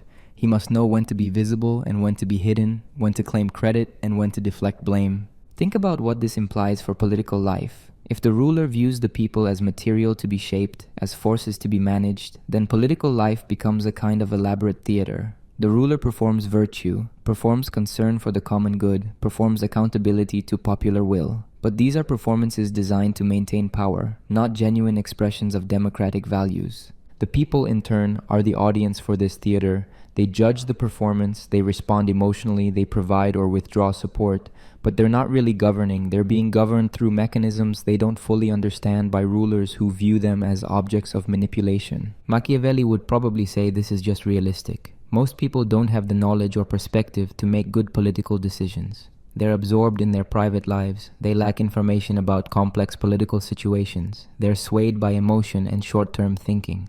Treating them as wise democratic citizens is naive. Better to manage them skillfully in ways that actually produce good outcomes. But this raises profound questions about the legitimacy of political rule. If the people are just being manipulated, if they're supporting rulers based on false appearances, if political life is theater rather than genuine democratic participation, in what sense is this legitimate government? Machiavelli doesn't worry about this much because he's writing in a pre-democratic context. Legitimacy for him comes from effectiveness and stability, not from popular consent or democratic accountability. A ruler is legitimate if he maintains order and protects the state, regardless of how he does it or whether he has genuine popular support. But this creates problems when you try to apply Machiavellian thinking to democracies. In a democracy, popular consent is supposed to be the foundation of legitimacy. But if democratic citizens are as manipulable as Machiavelli suggests, if they judge by appearances and can be controlled through skilled propaganda, then what does popular consent really mean? You could have democratic forms, elections, representation, public debate, while having Machiavellian substance. Leaders who understand how to manipulate popular opinion, who treat citizens as material to be shaped rather than as sovereign decision makers, who maintain the appearance of democratic accountability while actually operating according to Machiavellian principles. This might be more descriptive of actual democratic politics than democratic theory would like to admit. How much of political campaigning is genuine policy debate versus manipulation of perceptions? How much do politicians actually respect popular wisdom versus trying to manage and control it? How much is democratic politics theater designed to maintain legitimacy while power operates according to different principles? Machiavelli's view of the people also reveals something about his understanding of political knowledge. He thinks there is a fundamental asymmetry between rulers and ruled. Rulers need to understand how politics actually works, the role of force, fraud, manipulation, strategic calculation. But the people are better off not understanding these things. Their naivete makes them easier to govern. This creates a deliberate knowledge gap. The few who understand politics deeply can manipulate the many who don't. And the system works better, in Machiavelli's view, if that knowledge gap is maintained. Making political manipulation explicit to the masses would make manipulation harder, which from his perspective would make governance less effective. This is one reason The Prince was so scandalous. It was revealing to a broad audience the techniques that were supposed to stay implicit, that were supposed to be known only by the sophisticated few. It was pulling back the curtain on political theater and showing the machinery. But Machiavelli probably thought this wouldn't actually change much. He bet that most people would continue to judge by appearances, continue to be swayed by spectacle, continue to be manageable through skilled manipulation. The prince might make a few more people sophisticated, but the masses would remain masses. The question is whether he was right about this, whether democratic citizens really are as manipulable as Machiavelli's model suggests. And the uncomfortable answer might be that he was largely correct, that most people most of the time do judge politics by appearances, do respond to manipulation, do lack the information and perspective to make genuinely informed judgments. If so, then the gap between democratic theory and democratic practice is wider than we'd like to admit. Democratic theory assumes informed, rational citizens making genuine choices about how they're governed. Machiavellian analysis suggests citizens are material to be shaped by those who understand political manipulation. The challenge is whether we can create forms of democratic politics that transcend this dynamic, that genuinely empower citizens rather than just creating more sophisticated forms of manipulation. Or whether all politics, even democratic politics, ultimately involves some version of what Machiavelli describes, rulers managing populations through a combination of real benefits and skilled manipulation of perceptions. Late in his productive life, Nietzsche embraced a formula that he thought captured the pinnacle of human achievement, amor fati, the love of fate. This wasn't resignation or passive acceptance. It was something more radical and more difficult. The ability to love everything about your life, to will every aspect of your fate, to say yes to existence without conditions or reservations. Amor fati is closely connected to the eternal return. If you can will the eternal return of your life, if you can embrace living your exact life infinitely, then you've achieved amor fati. You've moved beyond wishing things were different to genuinely loving what is. But Nietzsche pushes this even further. Amor fati doesn't just mean accepting your fate, it means loving it, not tolerating it, not making peace with it, but actively willing it, embracing it, saying it couldn't be better. This is an extraordinary psychological achievement that Nietzsche thinks very few people ever reach. Think about what this requires. It means loving not just the good parts of your life, but everything. Your suffering, your mistakes, your humiliations, your losses. All of it becomes something you actively will, not just accept, but love. You look at every aspect of your existence and say, yes, exactly this, I love this, I wouldn't change anything. This sounds impossible, maybe even psychologically unhealthy. Shouldn't you want to learn from mistakes, to avoid suffering, to change what's bad about your life? Isn't the refusal to wish things were different a kind of resignation that prevents growth? But Nietzsche would say you're misunderstanding what amor fati means. It's not about refusing to change or grow. It's about being able to love your life, including your efforts to change and grow, including your struggles, including even your failures to change successfully. The point is not to stop trying to improve or develop. The point is to stop wishing your past were different. Stop resenting your circumstances. Stop treating your life as something that needs to be redeemed or justified. Instead, embrace everything about it so completely that you'd will it exactly as it is. This requires a complete transformation in how you relate to your own existence. Most people carry regrets. We wish we'd made different choices, wish circumstances had been different, wish we'd been born with different traits or into different situations. We treat our actual lives as falling short of some ideal, and this gap creates suffering. Amor Fati closes that gap, not by changing your life to match the ideal, but by embracing your life so completely that the ideal becomes irrelevant. You stop judging your existence against some imagined better version and start loving the actual existence you have. There's something almost therapeutic about this, a kind of radical self-acceptance. You stop the constant internal criticism, the endless wishing things were different, the resentment toward yourself and your circumstances. Instead, you achieve a kind of peace with everything you are and everything that's happened to you. But it's not the peace of resignation, it's the peace of complete affirmation, of saying yes so completely that nothing needs to be different. This is active rather than passive. It's willing your fate rather than just accepting it. Nietzsche connects this to his concept of necessity. He suggests that everything in your life was necessary, that you couldn't have been who you are without every experience you've had. Remove any part and you'd be someone else entirely. This means that loving who you are requires loving everything that made you who you are. This is psychologically powerful, but also potentially problematic. Does it mean you shouldn't resent injustices done to you, shouldn't regret mistakes, shouldn't wish harmful things hadn't happened? Isn't some negative evaluation of past events healthy and appropriate? Nietzsche's answer seems to be that you can recognize something was harmful or unjust while still loving that it happened to you specifically because it made you who you are. You don't have to endorse injustice in general to embrace the specific instances that shaped you. This is a delicate balance. Nietzsche isn't saying everything that happens is good. He's saying that you, as the person you became, can love everything that contributed to making you this person. You're not making moral judgments about events. You're embracing your own fate completely. This connects to Nietzsche's rejection of resentment. Resentment keeps you tied to the past, keeps you wishing things were different, keeps you from fully affirming your existence. Amor Fati liberates you from resentment by making you love even the things you might otherwise resent. But there's a question about whether this is actually possible. Can you genuinely love suffering, love loss, love being wronged? Or is Amor Fati an impossible ideal, something to aspire toward but never fully achieve? Nietzsche seems to think it's possible but extraordinarily rare. Most people remain trapped in wishing things were different, in carrying regrets and resentments, in judging their lives as falling short. Only rare individuals achieve the psychological strength to genuinely love their entire fate. This connects to the overman. The overman would be someone who's achieved Amor Fati, who can love their fate completely, who can say yes to existence without any no. This is part of what makes the overman a transformation of the human rather than just a better version of existing humans.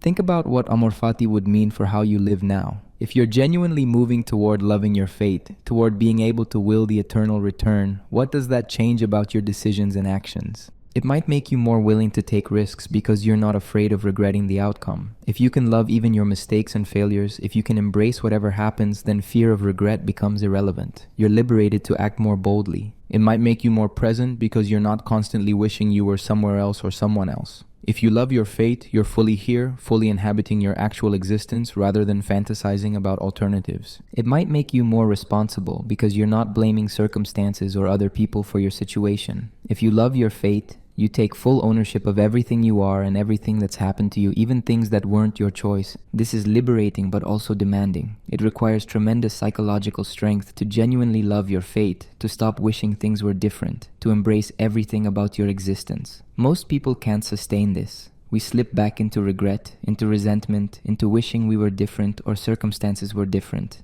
Nietzsche knew this was difficult. He called Amor Fati his formula for human greatness, suggesting it was the pinnacle of what humans could achieve. It's not a starting point or a simple technique. It's the culmination of a complete transformation in how you relate to existence. But even approaching Amor Fati, even moving in that direction, changes how you experience life. The more you can embrace your fate, the less you suffer from regret and resentment. The more you can will the eternal return, the more fully you inhabit your actual existence rather than pining for imagined alternatives. This is what Nietzsche means by life affirmation in its most complete form. Not just accepting life, not just tolerating it, but loving it so completely that you wouldn't change anything. This is saying yes to existence in the most radical possible way. The question he poses for each of us is how close we can come to this ideal. Can you love your fate? Can you embrace everything about your life, including what you usually wish were different? Can you will the eternal return of your existence exactly as it is? These aren't easy questions, but wrestling with them, even if you can't fully answer yes, changes how you relate to your own life. It shifts you away from constant judgment and towards something like acceptance, or better yet, affirmation. An affirmation for Nietzsche is what ultimately matters. Whether you're affirming or denying life, whether you're saying yes or no to existence, whether you can love your fate or remain trapped in wishing it were different. Amor fati is the formula for complete affirmation, and for Nietzsche, achieving it or even approaching it is the highest thing humans can accomplish. We've spent hours now exploring the ideas of Machiavelli and Nietzsche, two thinkers who remain as unsettling today as they were when they first wrote. We've seen how Machiavelli revolutionized political thought by describing power without moral euphemism, and how Nietzsche attempted to reimagine morality itself from the ground up. Now it's time to ask, what do these thinkers actually demand of us? Both of them are asking for something more difficult than just intellectual assent to their arguments. They're asking for a change in how we see, how we think, how we relate to fundamental questions about power and morality. They're asking us to give up comfortable illusions and face uncomfortable truths. Machiavelli asks us to see political power as it actually operates, rather than as we wish it would operate. To recognize that effective political leadership often requires actions that would be immoral in private life. To understand that stability and order sometimes require methods that violate conventional morality. To acknowledge that the distance between what leaders say and what they do is not a bug, but a feature of how politics works. This doesn't necessarily mean endorsing everything Machiavelli describes, but it means being honest about the mechanisms of power, about how political order is actually maintained, about the gap between political ideals and political practice. It means giving up the fantasy that we can have the benefits of political order without any morally problematic methods. Nietzsche asks us to see our own moral values as human creations rather than eternal truths. To recognize that what we experience as objective moral intuitions might be expressions of particular psychological types and particular historical struggles. To consider that our most cherished values, equality, compassion, humility, might have origins in resentment and might serve to diminish rather than enhance life. This doesn't necessarily mean abandoning these values, but it means holding them differently, understanding them as chosen rather than discovered, taking responsibility for creating and maintaining them rather than pretending they're objective features of reality. It means being willing to ask whether these values actually serve life and human flourishing, or whether they sometimes work against these goods. Both thinkers are asking us to become more honest, more willing to look directly at aspects of reality we usually keep in peripheral vision, more willing to acknowledge gaps between what we say we believe and what we actually do, more willing to examine the foundations of things we usually take for granted. This kind of honesty is difficult and potentially dangerous. It threatens comfortable certainties. It makes it harder to maintain moral simplicity. It introduces complications and ambiguities into situations we'd prefer to see as straightforward. But both Machiavelli and Nietzsche would say these complications and ambiguities are already there. We're just avoiding seeing them. And the cost of avoidance is that we remain naive, easily manipulated, unable to act effectively in the world as it actually is. Think about what happens when you really internalize Machiavellian insights about power. You start noticing the gap between political rhetoric and political action. You start seeing how leaders manipulate appearances. You start recognizing when moral language is being used strategically rather than sincerely. You become harder to fool. But you also lose a certain innocence. You can't take political statements at face value anymore. You can't believe that leaders are simply following moral principles. You have to constantly ask, what's the real calculation here? What's being hidden behind the moral rhetoric? This makes political life more exhausting and more cynical. Similarly, think about what happens when you really internalize Nietzschean insights about morality. You start noticing how your moral intuitions might serve particular interests or express particular psychological needs. You start recognizing when moral language is being used to express resentment or to impose one group's values on everyone. You become more skeptical of universal moral claims. But you also lose a certain security. You can't rely on moral certainty anymore. You can't appeal to objective moral truth to settle disputes. You have to take responsibility for your values, acknowledge them as chosen rather than discovered. This makes moral life more demanding and more lonely. Both thinkers are offering us a kind of adulthood, a movement beyond comforting simplifications toward harder truths. But this adulthood comes at a cost. It's easier and more comfortable to believe in simple moral principles, to trust that political leaders are what they appear to be, to take values as objective rather than created. The question is whether we're willing to pay the cost of this honesty, whether we're strong enough to face the world without these comforting illusions, whether we can act effectively and maintain meaning in our lives while acknowledging the harder truths about power and morality that Machiavelli and Nietzsche reveal. This is why I called this lecture The Art of Being Dangerous. Both thinkers make us dangerous in a specific sense, not dangerous meaning violent or cruel, but dangerous meaning harder to manipulate, harder to control through conventional moral rhetoric, more aware of how power actually operates and how values actually function.